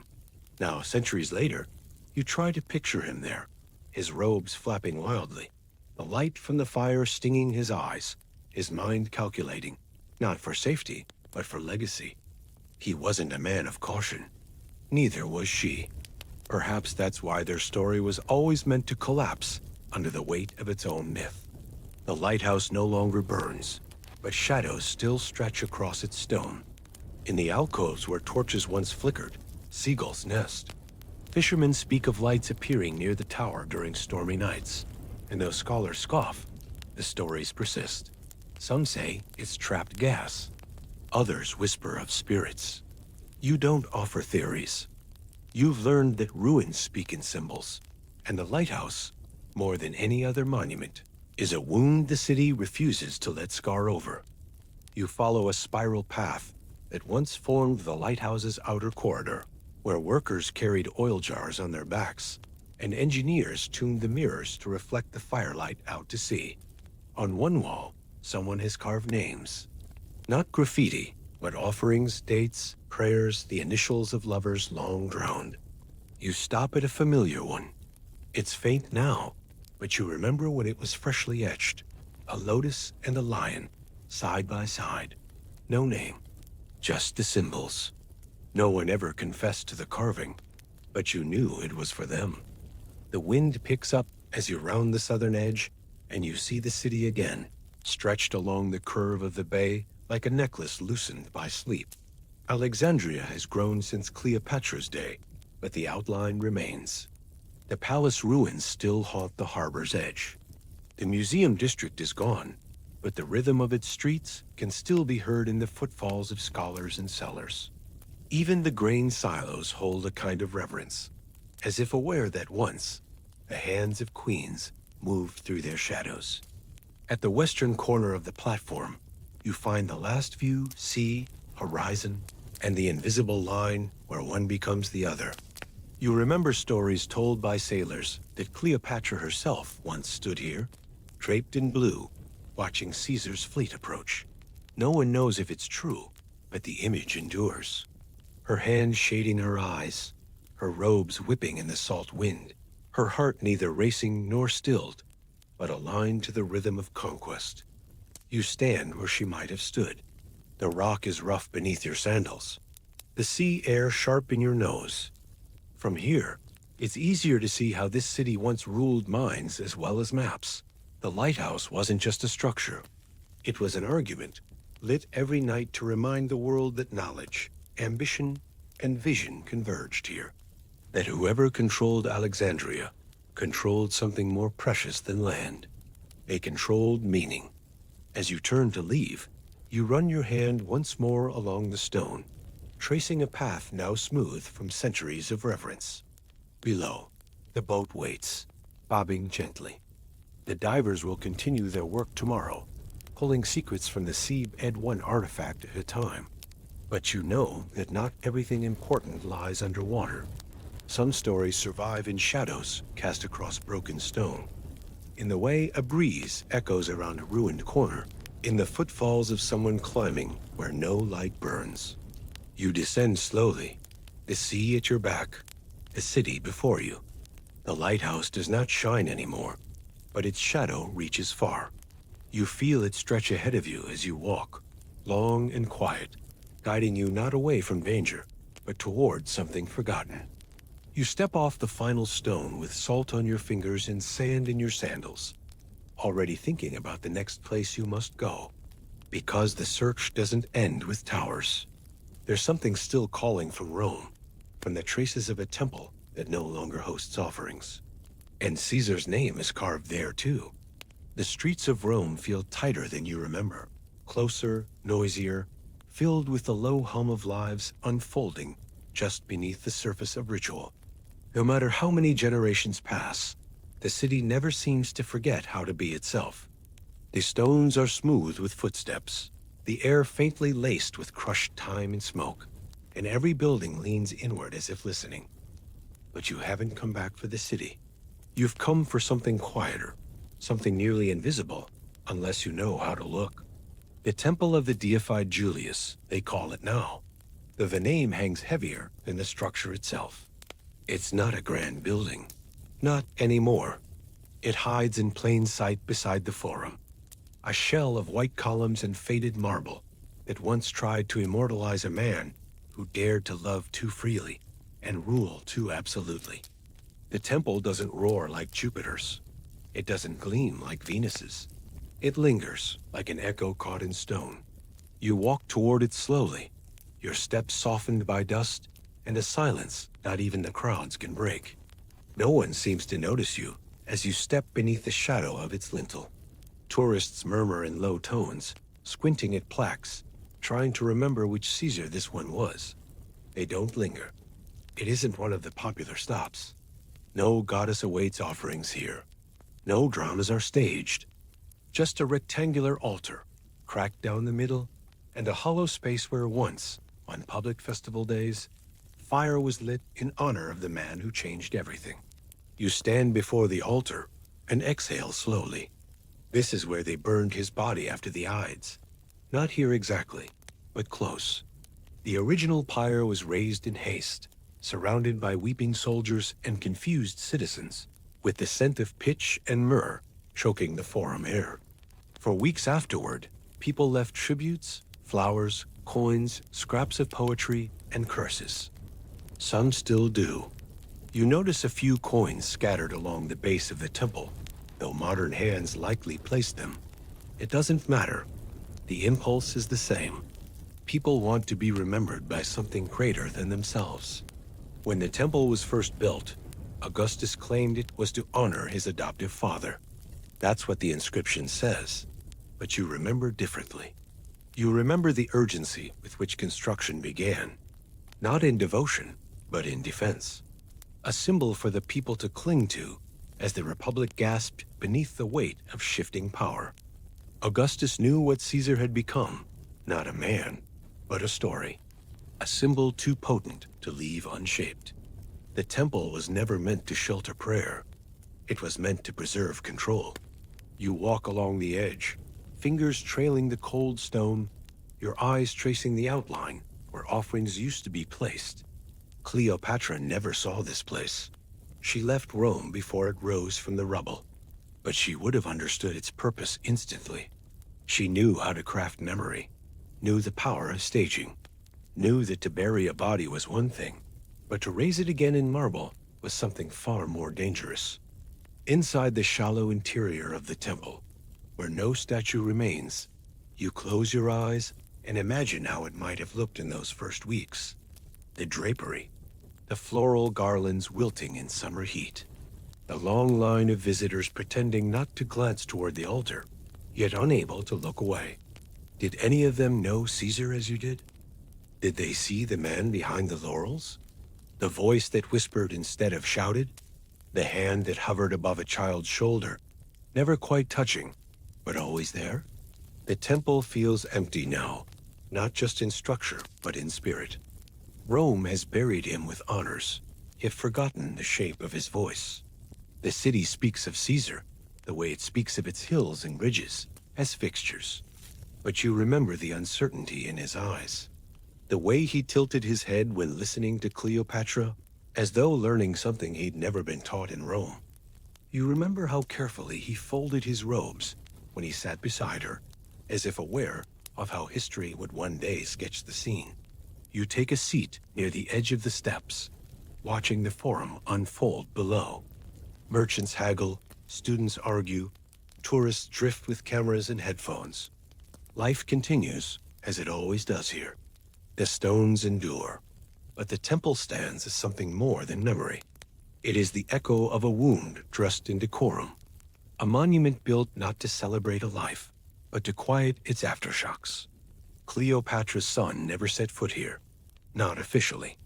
Caesarion was erased from this part of the story, his name scrubbed from records, his existence folded into footnotes and debated fragments. But you can still feel the tension in the walls, Rome's unease with a child it could not control, a legacy it could not name. No inscription mentions him, yet his shadow touches the floor just the same. As you rise and walk slowly along the outer wall, you notice a small carving at the base of one of the columns. Faint, almost worn away. A pair of crossed reeds, the symbol of the Nile. No one else would notice it. No guidebook points it out. But you know it wasn't placed here by chance. Someone, maybe a servant, maybe a priest, maybe just a child from Alexandria, who missed his home, left it as a quiet defiance. A whisper of Egypt in the heart of Rome. You reach the forum's edge just as the sun begins to lower behind the rooftops, casting long shadows across the stones. The city shifts in that moment, its noise softening, its pace slowing. The temple behind you catches the light in its cracks, glowing briefly as though reignited. For just a second, the marble seems warm again. You turn away, but not with sorrow. Not exactly. Caesar is gone, yes. His temple is hollow. His name spoken now with more ceremony than meaning. But something still moves beneath the surface, a current that no empire could quite dam. The divers in Alexandria speak of finding more in the harbor. The old stones are rising again, slow and stubborn. The truth does not vanish. It only waits. You have one more place to visit before leaving the city. One last relic from a different kind of procession.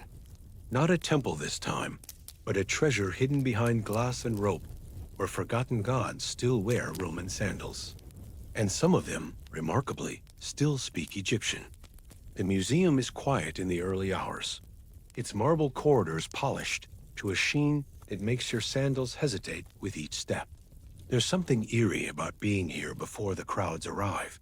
No school children, no sketch artists, no tour guides practicing their spiels in overly cheerful Latin. Just the whisper of your breath and the faint echo of history preserved under glass. You move slowly, past busts of men who rewrote maps and marble torsos missing their heads, until you reach the gallery where Egypt lives in fragments. The air shifts here, cooler, more reverent, as if even Rome must exhale before speaking the name of the old gods. The first piece you pass is a crocodile, stone, dark, and worn smooth at the snout. Sobek, guardian of the Nile's floods, a deity of strength and ferocity, once honored with feasts and floral wreaths. Now, he's kept behind a velvet rope, his eye sockets hollow, his tail chipped by centuries of travel. He's smaller than you remember. The statue was likely moved dozens of times, ferried from Alexandria to some Roman villa, then tucked into a private shrine before being rediscovered and donated to the state. There's no inscription anymore, just a placard mislabeling him as an aquatic guardian figure. The oversight doesn't anger you. It amuses you in the way errors become accidental poetry. You crouch slightly, looking into the reptilian face, and remember the festival days in Egypt when children would paint wooden crocodiles and float them in fountains. Cleopatra once had a pair of Sobek statues in her personal garden, large ones with ruby eyes and jaws wide enough to cradle offerings. She said they made the Roman diplomats nervous, and she liked that. You helped clean those statues. You scrubbed their flanks and dusted their tails, always watching your fingers around the teeth, as though the stone might remember how to bite. Further down the corridor, you pass figures of Anubis, Horus, and a half-melted Bastet. Some are intact, others broken beyond dignity. A few sit on makeshift pedestals, their origins unknown, their functions guessed at by scholars whose confidence outpaces their accuracy. You recognize every one of them, not just the gods, but the actual statues. They were once part of the temple annex beside the palace, gathered by Cleopatra's father and arranged to impress visiting Roman officials with Egypt's ancient depth. When Caesar first toured the collection, he lingered longest at the statue of Thoth, god of wisdom and writing. He joked that if he had a patron deity, it would be Thoth. Cleopatra didn't laugh. She said nothing, then ordered the statue moved to a private alcove where only the two of them would see it. That statue is here too now, though cracked across the chest and missing its ibis beak. The museum labeled it probable depiction of Hermes Thoth, as if giving it a double name might pacify both gods. You stand in front of it for a long time. The plaque is wrong. The room is too sterile. But the weight of the past hums gently against your ribs all the same. You close your eyes and remember the scent of cedarwood and ink, the rustle of papyrus in warm fingers, and the low murmur of two voices debating truth over translation. Beyond the statues, there are jewelry pieces behind thick glass. Earrings shaped like serpents, rings with hieroglyphs, so fine they look inked instead of carved. One in particular catches your eye, a scarab made of lapis, no bigger than your thumbnail. You remember it vividly. It belonged to one of Cleopatra's handmaidens, gifted during a feast in the eastern courtyard. The same night, a visiting Roman spilled an entire amphora of wine trying to impress a scribe. That scarab was worn for months, then lost, and you recall the frantic search that followed. Yet here it is, unceremoniously labeled unknown origin. The memory of the woman who wore it has vanished, but the stone endures. As you continue, you find yourself standing before the remnants of a ceremonial offering tray, silver, with etched images of lotus flowers, lions, and coiled serpents. It's warped from fire damage, possibly recovered from the same blaze that consumed part of the Alexandrian library. You don't touch it, but you feel your fingers tense.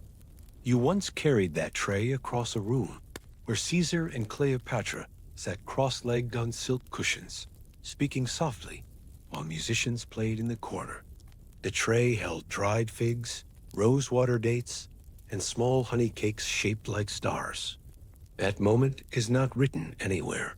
It lives only here in a warped piece of silver and the shape of your memory. The museum's final Egyptian room is narrow, dim, and oddly cold. At the center is a stone altar that once stood in a chapel devoted to Isis.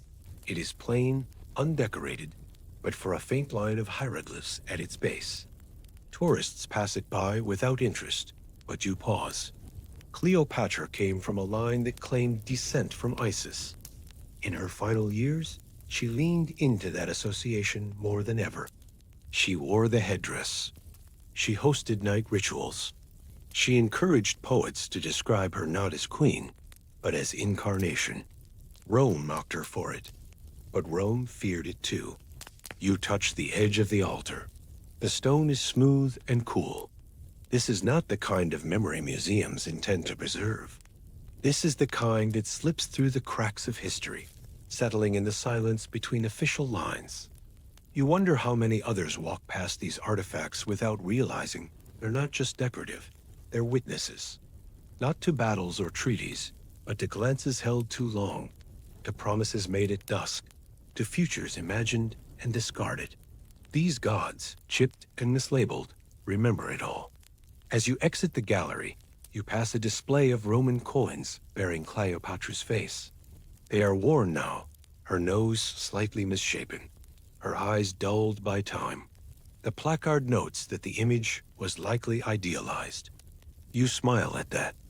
You remember how she posed for the coin engraver herself, how she adjusted the tilt of her head until it sent the exact message she wanted: confident, sovereign, dangerous. She knew full well how her face would be read across the empire. She didn't want beauty. She wanted power, and she got it. You leave the museum not in awe, but in quiet reflection. The statues and altars are not the whole story. They are the ash left behind after the flame has moved on. But still, they speak. In the curve of a crocodile's tail, in the gleam of a scarab, in the dent of an offering tray carried too many times. The gods are forgotten, perhaps, but they have not forgotten you. And as the doors close behind you and the sun warms your shoulders, you realize your final stop lies not in Alexandria or Rome, but in the places between, the cracks where names are erased, where temples are looted, and where a single statue base, scraped clean of identity, waits for someone to remember who once stood above it. You find the statue base tucked away in a corner courtyard, almost shy in its placement, as if even the museum curators weren't sure what to do with it. No sign, no placard, just a slab of veined marble, weathered and pitted, standing knee-high beside a manicured hedge. You might have missed it if the light hadn't caught on its surface just so. But you know it immediately. You knew it before your eyes registered it. The texture beneath your fingertips has never fully left you. 2 feet remain on the pedestal, delicate, arched, and bare, the left one chipped at the heel. They are small, feminine, and frozen mid-step. Not forward, not backward, just standing, as if awaiting command. No robes flow down. No inscription hugs the curve of the base. The rest of the statue is gone. Removed, broken, or perhaps never finished. Still, the posture of those feet is unmistakable to you. You dust the rim of the pedestal with your sleeve, even though there's no real dust. It's habit, reverence, memory pretending to be action. There was once an inscription here. You can still feel it, barely, with your fingers, the faint scratches left from where the letters were chiseled away. Cleopatra's name used to wrap around the pedestal like a ribbon. Philopater Thea Neoterra, beloved of her father, the younger goddess. And it was removed deliberately. Not from erosion, but from intent. The marble wasn't simply worn down, it was attacked. You know the difference. You saw it happen more than once. Rome was efficient like that. You sit beside the pedestal, careful not to lean against it. The courtyard is empty this time of day, the stone benches warmed by sun. The air quiet, except for a single bird hopping along the tiles. You let your thoughts drift, tracing not just the outline of the feet, but everything that once surrounded them.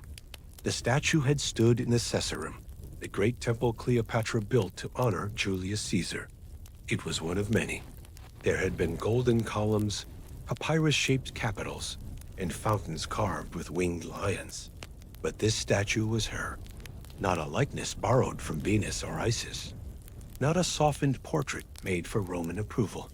Just her. The feet, you recall, were especially detailed. You helped oil them once before a festival, buffing the marble to a sheen so fine it reflected the sky. Now they stand alone. The ankles she once stood upon have been severed. The torso, arms, and head gone. Perhaps reused in another statue. Perhaps discarded into a lime pit and turned to plaster. There's no way to know. That's how Rome ensured forgetting. They didn't burn everything. They left just enough for doubt. You think of the people who walk by this pedestal now. Most of them don't notice it. A few might glance, assume it was once a generic nymph or unknown goddess. The absence of name does that. When memory is erased, assumption moves in. Cleopatra becomes myth, becomes rumor, becomes something that happened to someone else, far away, long ago. But you remember. You remember the morning light spilling across the palace courtyard as the statue was raised for the first time. The ropes creaked. The workers grunted.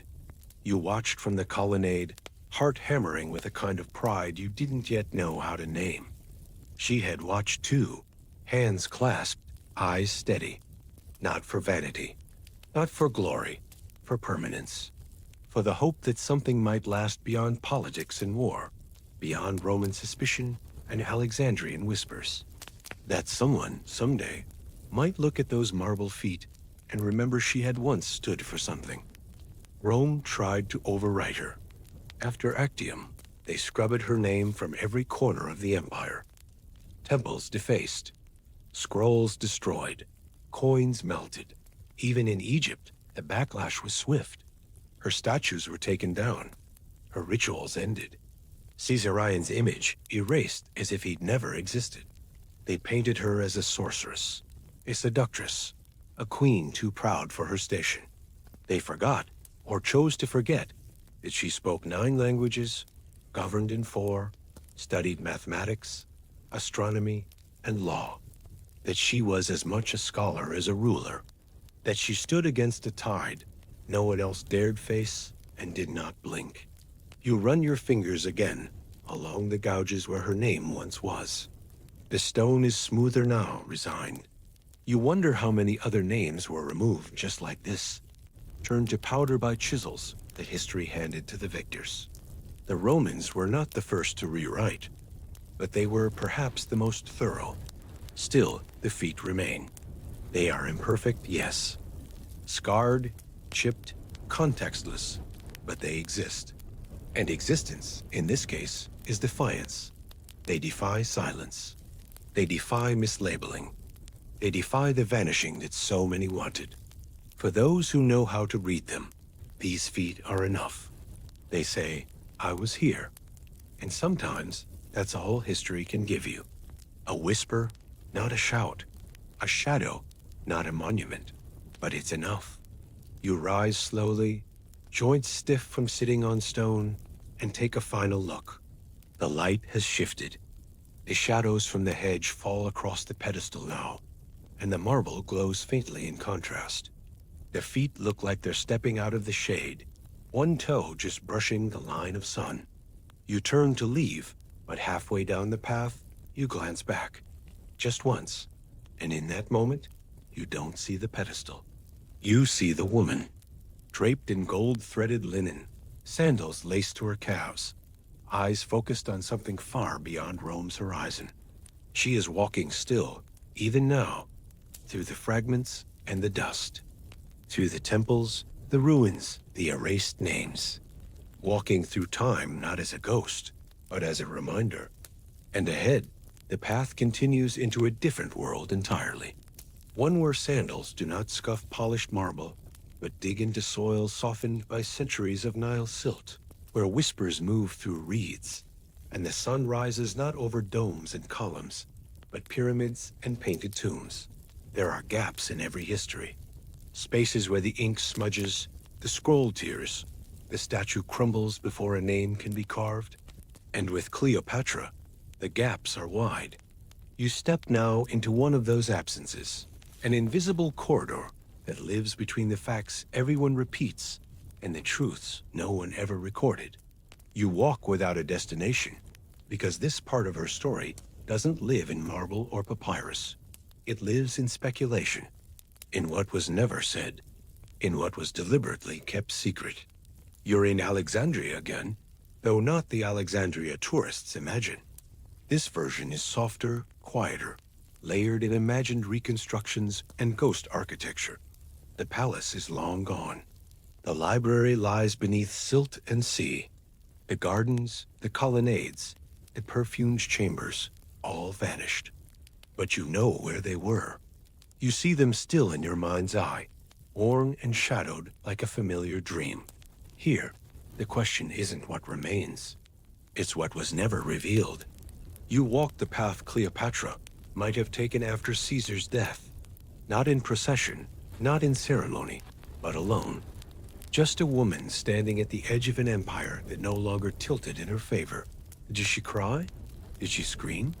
Did she sit in silence for hours, rereading his letters, smelling his robes, trying to find a next step in a world that suddenly felt tilted? No one wrote it down. Maybe no one dared. And what of Caesarion? We know his name, his supposed lineage, his fate, a tragic footnote. But what was his voice like? Did he favor his mother's tongue or his father's cadence? Did he have a favorite game? Was he ever truly declared heir? Or was that a lie told too often to unravel? The official records mention him only when politically convenient. His actual life, his laughter, his fears, his questions about why his father never came back, is entirely missing. The only boy born of Caesar's line, and history offers him little more than a shrug. Even Cleopatra's death is wrapped in fog. The image is familiar. A reclining queen, a snake at her breast, a final act of defiance wrapped in ritual.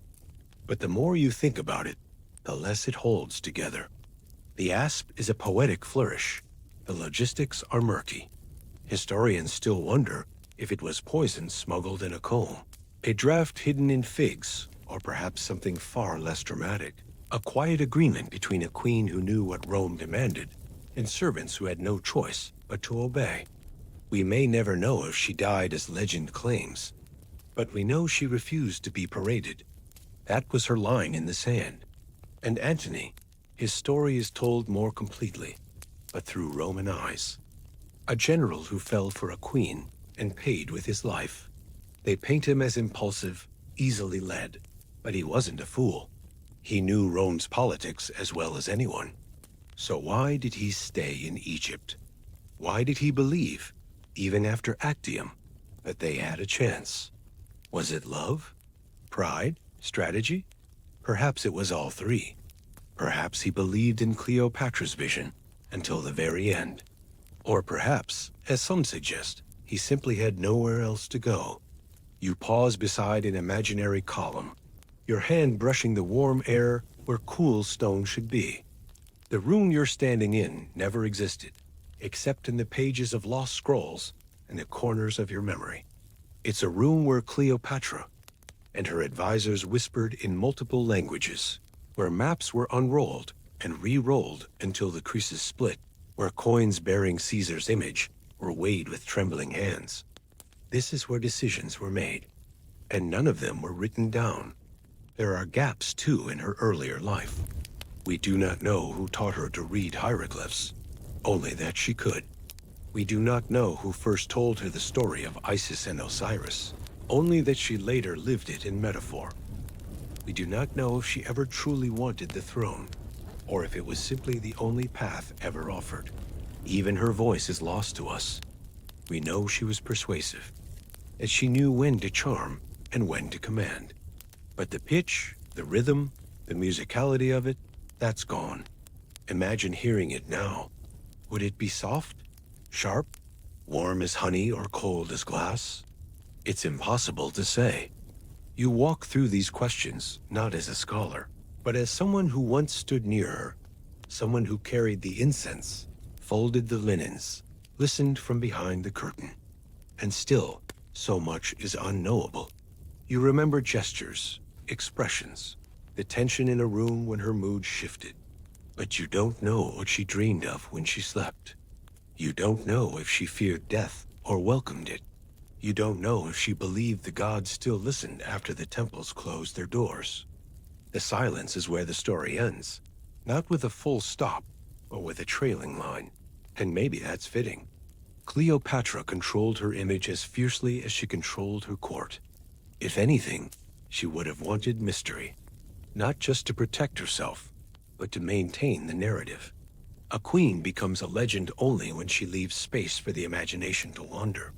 And hers has wandered far, through Shakespeare's stage, through Hollywood sets, through conspiracy and adoration and doubt. You leave Alexandria's memory behind now, stepping away from the silence and toward something more curious.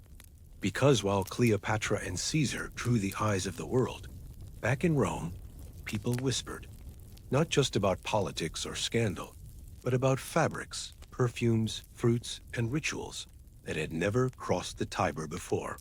They whispered about the strange ways Egypt seemed to be reshaping the heart of the empire, from household decor to senatorial sarcasm. And that whisper turned into fashion, into satire, into legislation. Because Cleopatra may have left Rome once in person, but she never really left. When Cleopatra finally arrives in Rome, she does so not as a conquered queen or a visiting dignitary, but as a living question mark, draped in linen and layered in implication. By the time her sandal touches Roman soil, she is already infamous in the eyes of the Senate and a legend in the mouths of the street vendors. Her arrival has been anticipated, feared, and fantasized over for months, ever since whispers spread that Caesar had brought the Queen of Egypt not just into alliance, but into orbit. Every marble colonnade seems to lean inward with curiosity. Every corridor of power pauses just slightly to look. She enters not through triumph or public parade. Caesar is too clever for that. But through quieter avenues, ushered by a carefully curated escort into one of Caesar's private estates on the outskirts of the city. You accompany her as part of her extended retinue, though you quickly learn that your place here is less visible than it was in Alexandria. The Romans, despite their affectations of superiority, are cautious when confronted with something they cannot easily name. And Cleopatra's presence in the capital is exactly that. An unnamed presence, both magnetic and unnerving. From the moment she steps off the boat, Rome begins recalibrating. In Alexandria, her power was declared through temples, coins, and language. In Rome, it is more subtle, but no less potent. She alters the balance in every room she enters. Her silences are as sharp as any oration. Her glances carry weight, not because they are dramatic, but because they are measured. And as you move quietly in the background, you can feel the shift in air, how the servants stiffen, how the women watch from behind half-lowered fans, how the men pretend not to notice, but shift in their seats all the same. Inside Caesar's estate, she does not claim space by force. She simply fills it. The corridors begin to smell of imported incense. The household staff is instructed to prepare Egyptian dishes, not for their taste, but for their symbolism. Palm fronds begin appearing in corners where olive branches once hung. The shift is not loud or ostentatious, but it is deliberate, and it is noticed. You overhear one of Caesar's advisors remark that the estate feels humid now somehow. He blames the weather, but you know what he really means. Among the Roman elites, reactions fracture into thinly disguised factions. The traditionalists seethe, calling her that woman, as if her name might contaminate their wine. Others try to emulate her style in quiet ways, adopting Egyptian eye makeup, requesting linen tunics cut in looser folds. Roman women are torn between jealousy and fascination. Cleopatra's presence challenges everything they've been taught about decorum, influence, and the performance of femininity. She does not flatter. She does not apologize.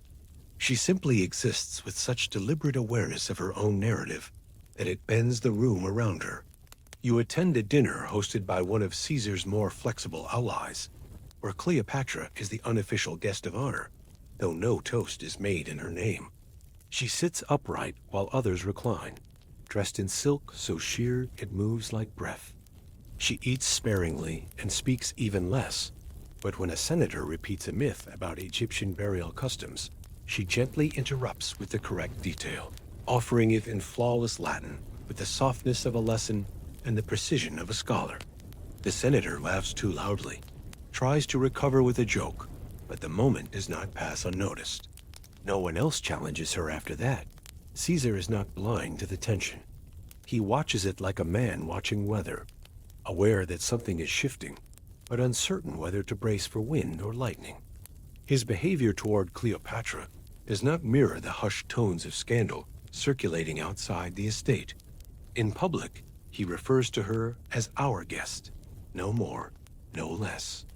In private, he defers to her as if she were a consul in her own right. You witness one evening where Caesar, surrounded by Roman advisors, turns to her and asks a question about trade routes through Cyprus. The others listen. No one corrects her. That moment, small as it seems, alters the temperature of the entire room. Even among the plebeians, her image begins to bloom. Markets start selling charms shaped like scarabs. Children chant songs that mention her name, twisting it into Latin rhymes. Satirists perform street routines, mocking Caesar for falling under foreign spells. But their jokes have an edge of admiration wrapped in irony. One woman selling honeyed dates claims they are Queen's sweets from Alexandria, though the fruit is clearly from Hispania. The illusion is enough. Cleopatra becomes less a visitor and more a flavor Rome cannot forget, no matter how hard it tries. Yet beneath the shifting decor and new tastes, there is unease. Rome does not take kindly to uncertainty. Caesar's enemies do not speak her name in open forums, but they write it in margins and whisper it behind porticos. They speak of monarchy as if it were a plague. They warn that Cleopatra is not here for alliance, but for invasion by influence. It is not her armies they fear, it is her ideas. You begin to notice changes in Caesar's public rhetoric. He refers more often to reform, to unity, to the idea of Rome becoming not just a city, but an empire of interconnected strength. It is a vision that echoes, faintly but unmistakably, the world Cleopatra comes from, where gods are embodied, rulers are divine, and diplomacy is an art form, not a battlefield. And as you walk the quiet halls of the estate one evening, pausing to adjust a drapery or set a lamp at the perfect height, you hear her voice from a room beyond. She is not addressing anyone directly. She is speaking to herself, perhaps practicing a line, perhaps crafting an answer to a question Caesar has not yet asked. Her words are not sharp. They are thoughtful, calm, measured. They do not belong to a seductress or a sorceress. They belong to a ruler preparing her next move in a game no one else in Rome quite understands. By the time the spring rains begin, the air in the capital has changed. You smell myrrh where once there was dust. You hear Greek where once there was silence. Cleopatra has not raised her voice. She has not taken a seat in the Senate. She has not even spoken in public. And yet, she is present in every debate, every whisper, every choice of fabric and feast. She came as a guest, but everyone knows the truth now. She has become Rome's mirror. And mirrors, once placed, are difficult to remove. The feather fans begin as curiosities, soft wisps from the east that flutter quietly into Roman homes. No one announces them. They simply appear, first in the hands of wives of lesser magistrates, then at dinner parties, hosted by men who once scoffed at all things foreign. Ostrich plumes dyed pale blue, bound with golden thread, shaped like lotus petals. They're subtle, elegant, and most importantly, new. One senator's wife insists hers came from Cyrene. Another claims she bought hers from a merchant off the Palatine Hill, though she never reveals the merchant's name. The truth is never stated, but everyone knows. Cleopatra has left Rome, but Rome is still breathing her in. You see them more and more, not just in the halls of the wealthy, but in marketplaces, in temples, in the tucked-away corners of the forum where whispers travel faster than news. The fans are followed by carved scarabs strung on delicate chains, perfumes scented with myrrh and cassia, and copper makeup pots imported from Alexandria. Roman women experiment with eyeliner, so dark it rivals the shadows cast by their colonnades. They mimic Cleopatra's braid patterns and start sprinkling their bathwater with rose petals and citrus oil. Even their servants begin to speak of Egyptian remedies and Nile secrets, as though born with the knowledge. But not everyone is enchanted. The Senate, already uneasy about Cleopatra's physical presence, grows more unsettled by her absence. For as long as she was a guest, her influence could be explained away as Caesar's personal indulgence. Now that she's gone, it is clear that she has not disappeared. She has embedded herself in the taste and temperament of the city. The Senate had expected her to fade. Instead, she blooms. The fury starts quietly. The way paper burns at the edges. A senator comments during a foreign session that Roman matrons no longer know the virtues of wool weaving. Another warns that foreign customs are eroding discipline in the household, as if the empire could be undone by scented oils and painted eyes. No one says her name directly, but each statement is a barb aimed at Cleopatra's shadow. It becomes clear that Rome is not simply wary of her, it is afraid. You attend the banquet at the home of a minor nobleman whose loyalties shift with the political wind. The theme is Roman simplicity, but the hypocrisy is thick enough to chew. He wears a tunic dyed with Tyrian purple and serves oysters shipped in from the coast of Mauritania. The wines are chilled, the olives spiced with imported cinnamon, and his wife's earrings feature tiny emerald beetles carved with Egyptian glyphs she cannot read. At some point between the fig course and the perfumed hand towels, a group of guests begin laughing about the Cleopatra affectation, how quickly the city has taken to mimicking a woman they all pretend to disdain. But the laughter is nervous. It ends too quickly. One man mutters that Rome was better before Caesar brought her here. Another, after a few more cups of wine, declares that Caesar intends to crown her queen of Rome. A third claims that a temple priest had a vision, the Tiber turning to blood and the Capitoline Hill covered in sand. They all chuckle, but they do not deny the vision. Back at Caesar's estate, the air feels heavier. He continues with his public reforms, writing and revising legislation at a frenzied pace. But his eyes seem distant. When he speaks of Rome's future, it is with a strange clarity, as if he's seeing not what is, but what could be. An empire stitched together not by brute force, but by shared commerce and culture, by alliances built across continents. And you know that vision came not from the Senate chamber, but from quiet evenings spent walking the gardens with Cleopatra, hands behind Max, minds turning in tandem. She may be gone, but her voice echoes in his plans. He proposes new colonies, reorganizes debts, makes subtle nods to the structure of Ptolemaic administration. Her presence shaped him, and now he is shaping Rome. That is what terrifies the old guard. They expected a dalliance. They got a redesign. One afternoon, you hear a servant whisper that a statue of Cleopatra has been placed in the Temple of Venus Genetrix. You visit later, and there it stands, not ostentatious, not overly large, but impossible to miss.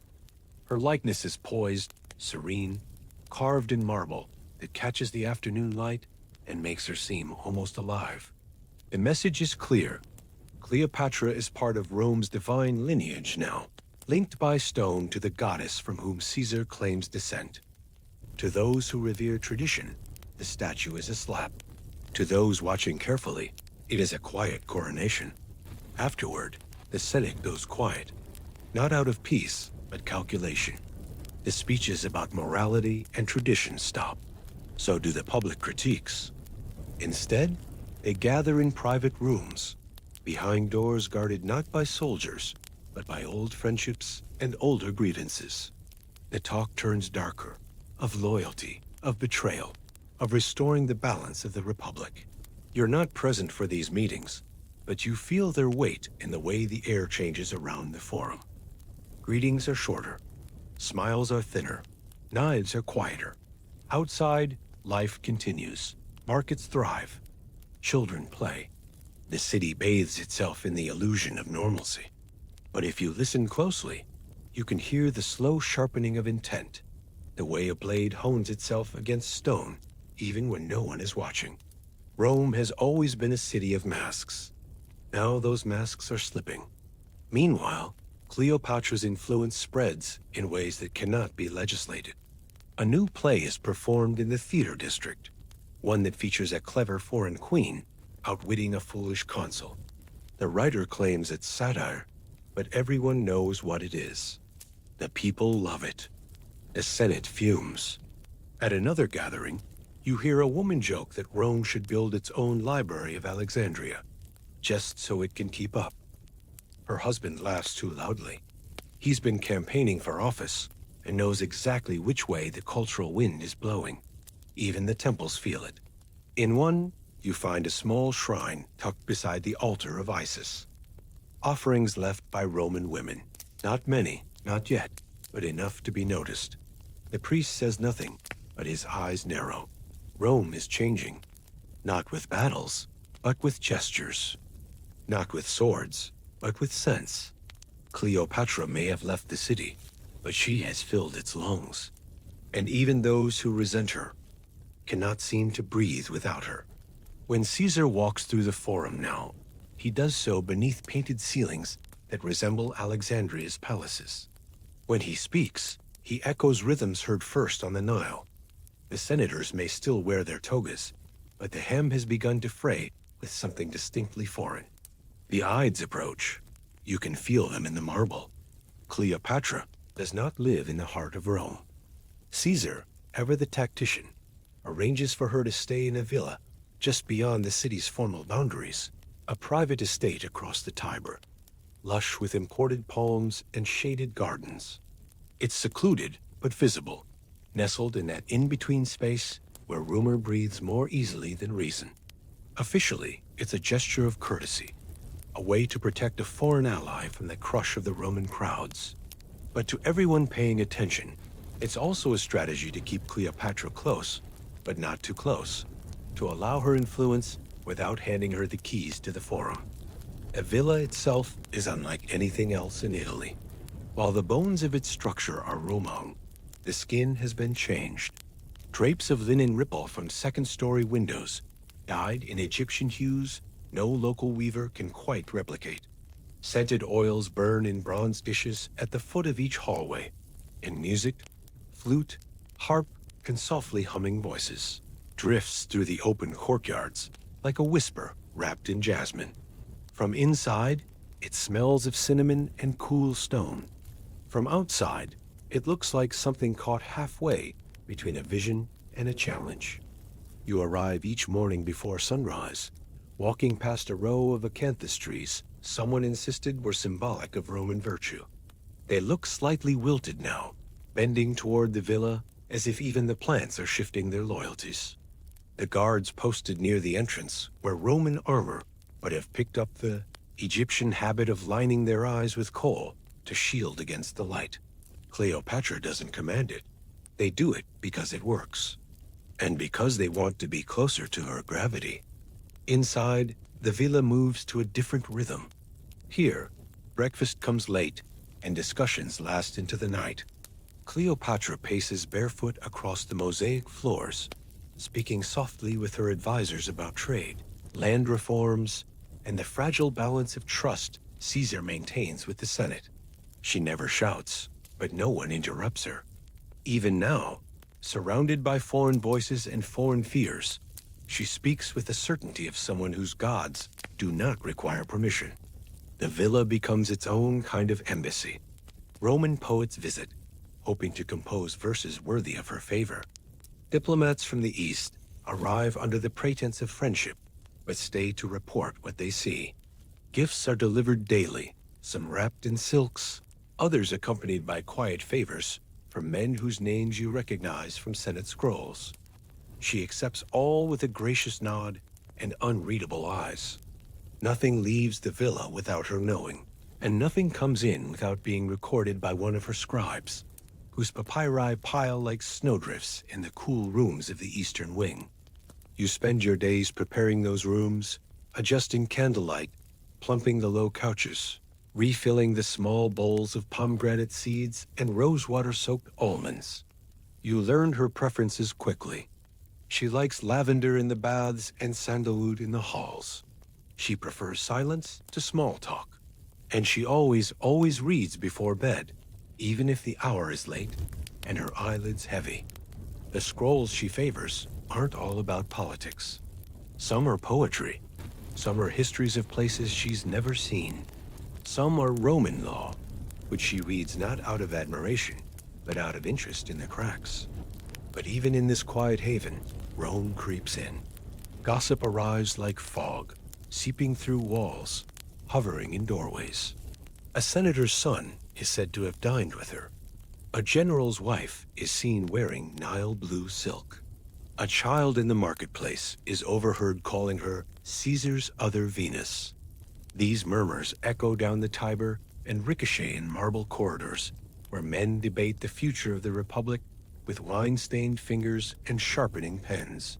There's tension here, but not the kind that shouts. It's the tension of waiting, of knowing something is forming just outside the frame. Caesar visits often, but not always at expected times. He arrives by night, escorted by only a few guards, and speaks with her in the moonlit gardens. Their conversations are always quiet, always long. You catch only fragments, words like Spain, Senate, and once, softly, Caesarian. He touches her hand briefly before leaving each time. It's a ritual now, and rituals, once formed, are rarely broken without consequence. One evening, she sits alone in the northern room, watching a lamp burn low on a bronze stand. You bring her warm honeyed milk and a roll of linen to wrap her shoulders. She doesn't speak, but nods her thanks. Her eyes are not tired. They are calculating. You realize in that moment that even here, far from the forum, far from the glare of senatorial scorn, she is never not ruling. The villa may be a retreat, but it is also her court. And Rome, despite itself, continues to orbit her. The villa becomes known among servants and traders as the Nile House. The name isn't official, but it sticks. A place where the old gods of Egypt sit quietly beside Roman marble, where the air tastes faintly of clove, and no one raises their voice without purpose. It is peaceful. It is dangerous. It is, in every way, hers. Yet the city is changing. You see it each time you return from an errand. The way the guards along the bridges look more closely now. The way conversations pause when her name is mentioned. The Senate may still pretend that the villa is a foreign curiosity, a temporary bloom. But you've seen the letters she receives, the symbols etched carefully into their seals. Some are warnings. Some are offers. Some are threats disguised as flattery. She reads each one. She burns some. She keeps the rest.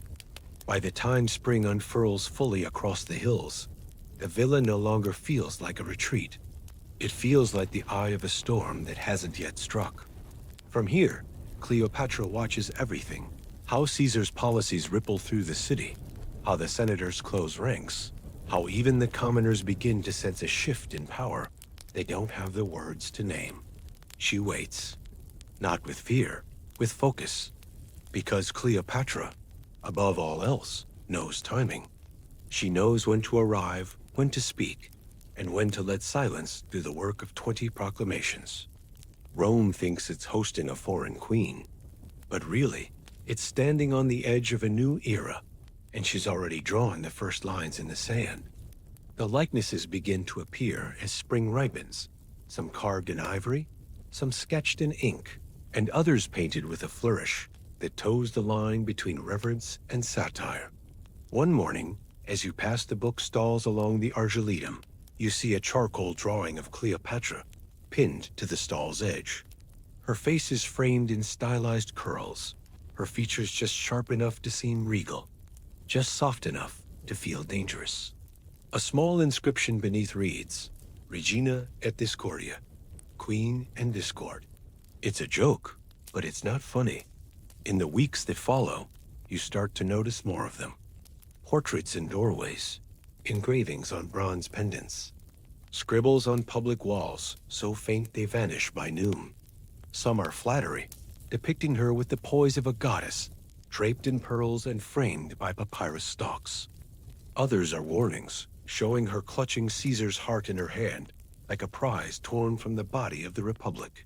The images vary, but the intent remains the same, to transform Cleopatra into something the Roman people can either adore or despise, preferably both. Inside the villa, she receives news of each portrayal with careful composure. She does not dismiss them. She does not laugh. Instead, she studies them. Every detail, every phrase, every crude likeness passed along by servants or friendly scholars. Sometimes she asks questions. Who distributed it? Who funded the printing? Was it seen near the Senate? And then she says nothing more. You can't tell if she is amused or unsettled. Perhaps she is both. Or perhaps she is simply thinking. Propaganda in Rome is not new, but this is something sharper. In the past, rumors focused on men, their bravery in battle, their failings in the forum. But Cleopatra has shifted the target. She is a woman, and foreign, and powerful. A rare trifecta. The rumors now drip with suggestion, always implying more than they claim. They do not accuse her of sedition.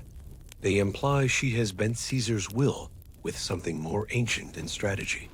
They call her Rome's Helen, her Delilah, her Circe. The implication is clear. Caesar may be brilliant, but he is still a man. And men can be undone by women who know how to smile. You hear a joke repeated in the marketplace. The Senate tried to defeat Caesar with scrolls. Cleopatra needed only silk. It earns laughter, nervous and shallow. No one dares repeat it too loudly. But the sentiment has spread. People are beginning to separate Caesar from himself, as if part of him remains the disciplined general, but the rest, the part shaped by her influence, is something else entirely.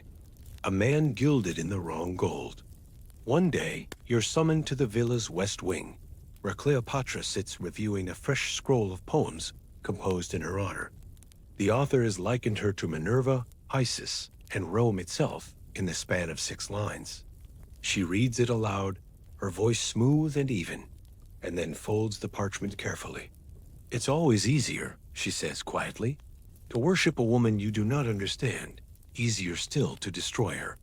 She doesn't look up, but her words hang heavy in the room, like incense that won't fade. The Senate, for its part, begins to issue counter-portraits. One appears in a minor temple, a mosaic of Caesar alone, flanked by Mars and virtues. There is no Cleopatra. Number Nile, no perfume. Just clean, martial lines and the pure geometry of Roman identity. Another mosaic appears in a bathhouse, showing a faceless queen leading Caesar into darkness. Subtle but clear. They aren't just responding to her image. They are trying to erase it, or at least force it into a shape that suits their narrative. But Cleopatra is not easily contained. Her portraits persist, not only on paper or stone, but in the way women wear their hair, in the fragrances drifting from bath stalls, in the slow change in how Rome imagines its own future. She is no longer just a visitor. She is a lens, one through which everything familiar now appears unfamiliar, exotic, uncertain. And uncertainty, in Rome, is always a danger. The artists who paint her start to compete. Some focus on realism, trying to capture the exact curve of her jaw or the particular shape of her eyes. Others lean into myth, giving her wings or weaving cobras into her hair. One particularly ambitious fresco near the Circus Maximus shows her holding a Roman eagle in one hand and a papyrus scepter in the other, as if balancing both worlds. It is defaced within 3 days. Still, not every image is hostile. In some quarters, Cleopatra becomes a symbol of hope.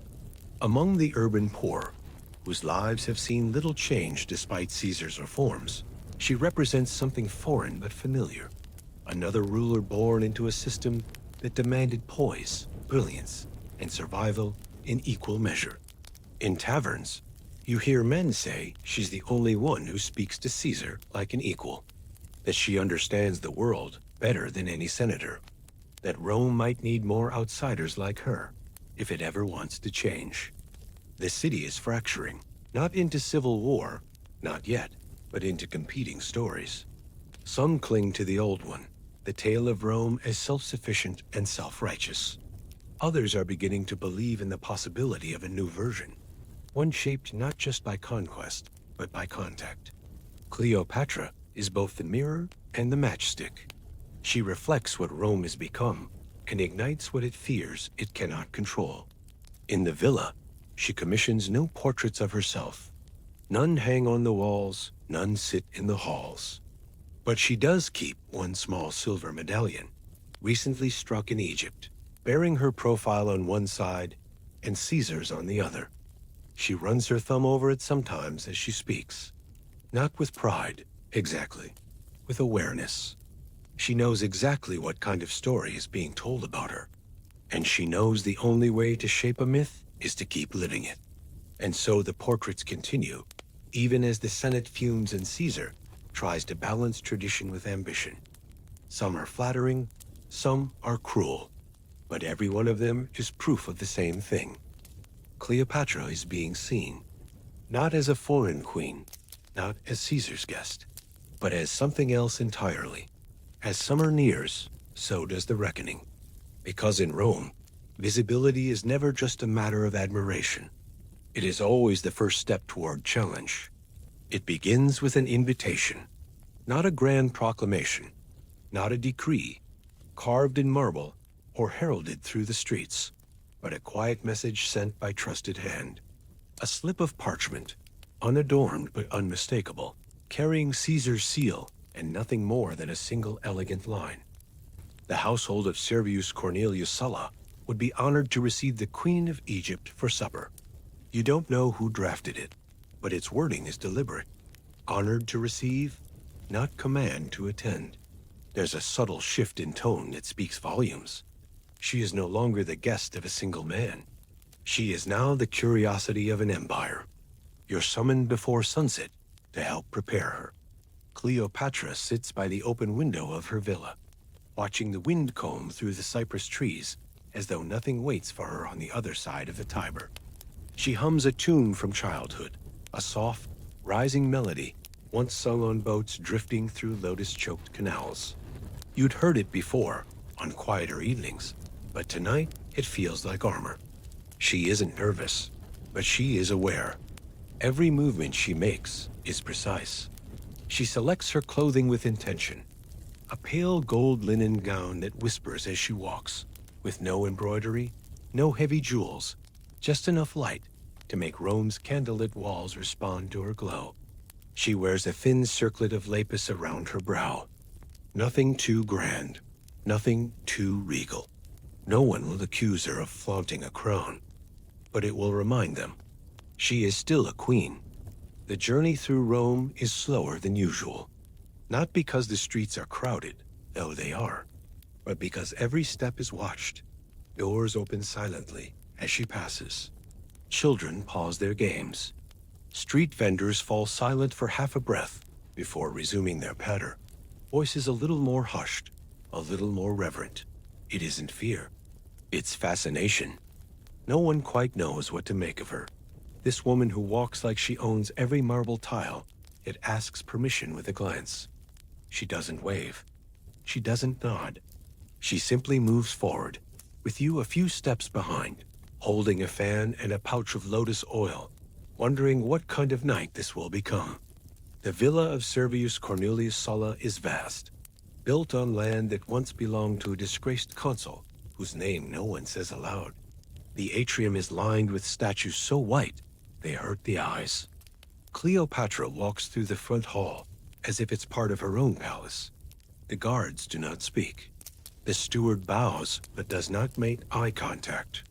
You note the fine balance of protocol and discomfort, every gesture practiced, every silence calibrated.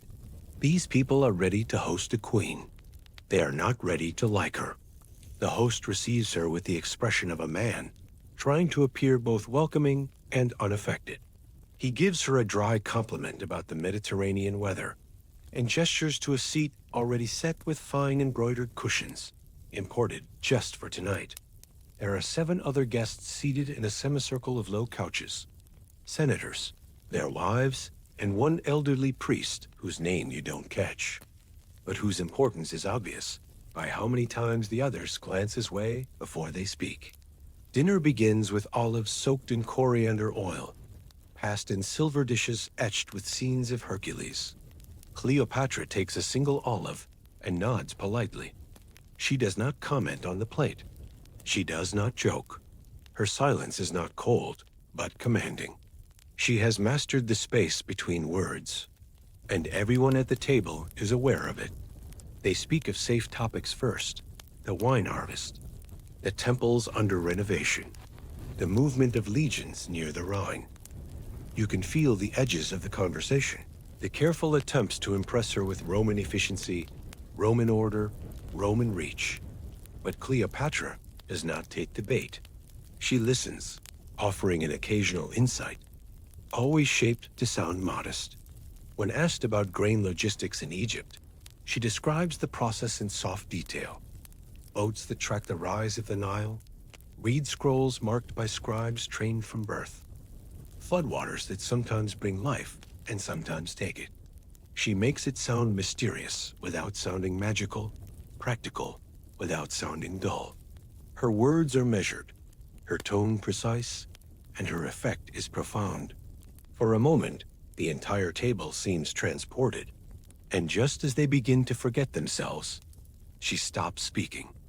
The silence is heavier now, not uncomfortable, but pregnant with the realization that she has said more than facts. She has said, "My country is old. My country is deep. You may conquer, but you do not yet understand." The next course is served: roasted game birds with wild figs and date sauce. Cleopatra lifts her fork without hesitation. She compliments the seasoning, and for the first time, the host seems to breathe. A few of the wives smile, relieved that things are proceeding smoothly. And then, as if planned, one of the younger senators leans forward and asks, "Do Egyptians really believe their kings are gods?" He says it casually, but there's weight behind the words. Cleopatra does not blink. She sets her fork down gently. "Some believe that," she says, her voice like water on marble. "Some believe we rule by divine favor. But favor, as you know, can be lost." She tilts her head, as it has been in Rome before. There's a pause, then polite laughter, nervous but real. The point has been made. Dessert is brought out, honeyed almond cakes and spiced melon slices on a low tray of carved cedar. The room is warmer now. The torches have been adjusted. The wine has flowed more freely, and Cleopatra leans into the conversation like a seasoned diplomat. She asks the wives about their families. She praises the architecture of a temple one guest had funded. She recites a small verse of Latin poetry, which makes the elderly priest nod appreciatively. And just when the gathering begins to feel ordinary, she mentions Alexandria's great library. The room stiffens slightly. Everyone has heard of it. No one wants to admit how jealous they are of it. She speaks of it casually, as though it were merely another garden. "We keep copies of many Roman texts," she says, though some arrive with confusing annotations. A senator laughs and says, "That's because our scholars argue more than they write." But he says it too quickly, and everyone knows she's just reminded them that Egypt reads their words, studies them, archives them. That knowledge flows both ways, but her direction is older. As the evening winds down, the host makes a final effort to reassert Roman dominance. He gestures toward a mosaic of Romulus and Remus on the dining room wall and begins a well-worn speech about Roman destiny. Cleopatra listens, head slightly tilted, lips unreadable. When he finishes, she says nothing for a moment. Then, in a voice almost too soft to hear, she replies, "Yes, destiny is a powerful thing, especially when one remembers how often it is written by victors and how often it is rewritten." No one responds. The silence is respectful and afraid. On the walk home, the city feels different. The wind smells of spice instead of smoke. The stones beneath your feet seem warmer, smoother. Cleopatra says little until the villa is in sight. Then, just before the gates open, she turns to you and says, "They want to believe they dined with a queen, but they dined with Egypt."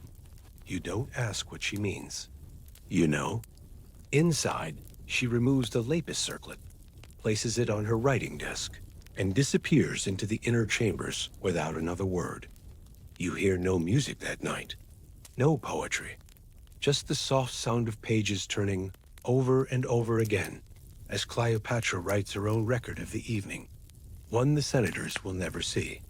The forum looks the same, but nothing feels familiar. Not anymore. Each morning it wakes beneath the same pale Roman sun, the same shouts of vendors, the same scuffed sandals sweeping across its stones.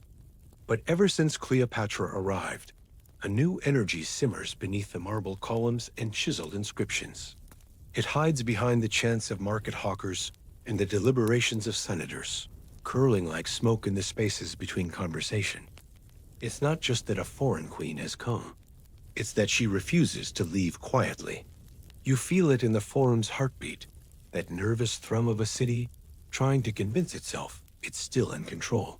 Men speak louder than necessary. Their hands gesture wider. The robes rustle sharper. All of Rome is posturing, a performance of calm to disguise the growing fracture. And in the middle of this carefully staged normalcy is a woman who doesn't belong, but who somehow seems to belong more than most of the men who claim this place as theirs. You walk through the forum with a basket of scrolls on errands for the villa. On every corner, there's talk, whispers in Greek, jests in Latin, parodies exchanged between bricklayers as they hammer at the edge of new construction. Her name, once said in hushed tones or couched in euphemism, is now spoken openly. Not the Egyptian, not his Eastern guest, but Cleopatra. Spoken like a question or a warning, or sometimes, though rarely, a promise. In the Senate House, her name echoes off the walls even when unspoken. Speeches allude to outside influences and non-Roman entanglements. No one needs to say more. The senators know. The marble statues watch silently, faces chipped and discolored by years of argument. You suspect even they would blink if they could. The old ideals carved into their poses are crumbling, not from war or neglect, but from proximity to someone who plays by different rules. One afternoon, you linger near the rostra, the public platform where announcements are made. A young tribune speaks of trade policies with the East, his tone measured, his hands steady. But then he glances toward the crowd and adds, "We must consider carefully who brings us gold and what strings might be woven through it." The crowd shifts. No names are said, but everyone hears them anyway. The real speech is in what's unsaid. The caution isn't against a nation. It's against an idea in a linen dress. Even the statues are being debated. One group wants to commission a new one of Caesar, posed beside the goddess Roma, with no space for a queen at his side. Another faction insists that if Caesar is to be depicted, so too must his influence, and Cleopatra, like it or not, is now part of that image. Someone jokes that soon the forum will need columns of papyrus instead of marble. It earns laughter, but the kind that sounds more like relief than joy. You return to the villa late, your arms aching from carrying scrolls through the heat. Cleopatra is reclining near a half-finished painting of the Tiber Delta, her eyes distant. You mention the tribune's speech. She listens without interrupting, her face unreadable. "They're speaking of me more boldly now," she says at last. "Good. Better the serpent they know." Later, She pens a letter to her court in Alexandria, describing the public mood in Rome not as hostile, but as curious and divided. A house full of open windows, she writes, and no agreement on which ones to close. You smile at the line. It's exactly what the Forum feels like. Too many voices, too many fears, too little certainty. The next morning, you visit the market again. Two actors perform a satirical skit on a makeshift stage, one wearing a crude wig and exaggerated eyeliner meant to resemble the Queen of Egypt. She prances around, waving scrolls and seducing a man dressed in a soldier's cloak.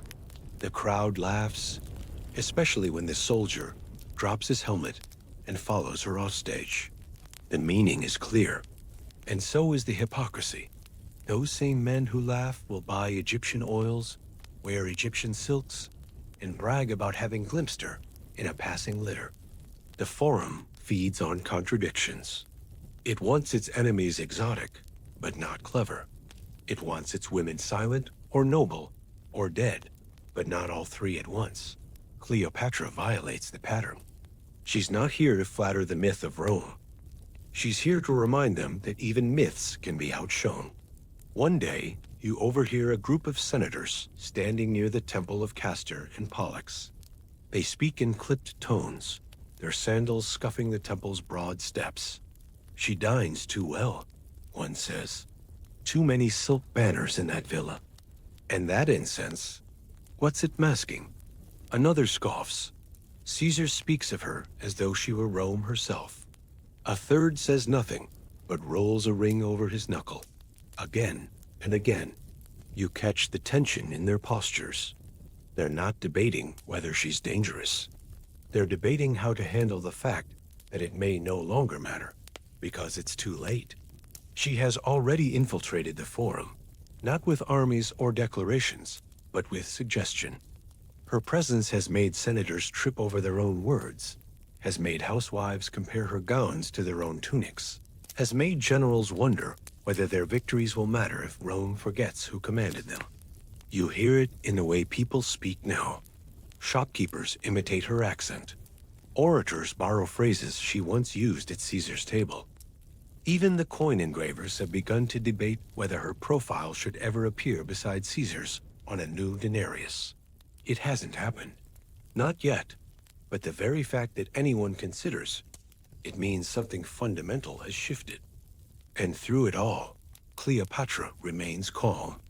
She does not visit the Forum. She does not protest the satire or the gossip. She lets Rome stew in its own speculation. In doing so, she turns silence into strategy. You ask her once if the rumors bother her. She lifts her cup of wine and smiles. A rumor is a mirror made of smoke.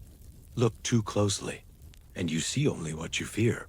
But not everyone in Rome finds her so charming. Opposition sharpens.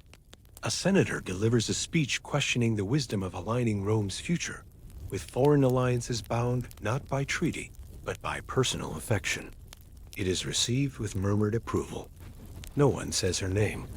They don't need to. One morning, Caesar fails to appear for an expected address. He is seen instead walking near the Tiber, deep in conversation with Cleopatra. Rumors follow like shadows. Some say she's demanded land. Others whisper that he'll name Caesarion his heir. The truth is simpler and more dangerous. They talk often, and they speak as equals. In a city built on hierarchy, that is the true scandal.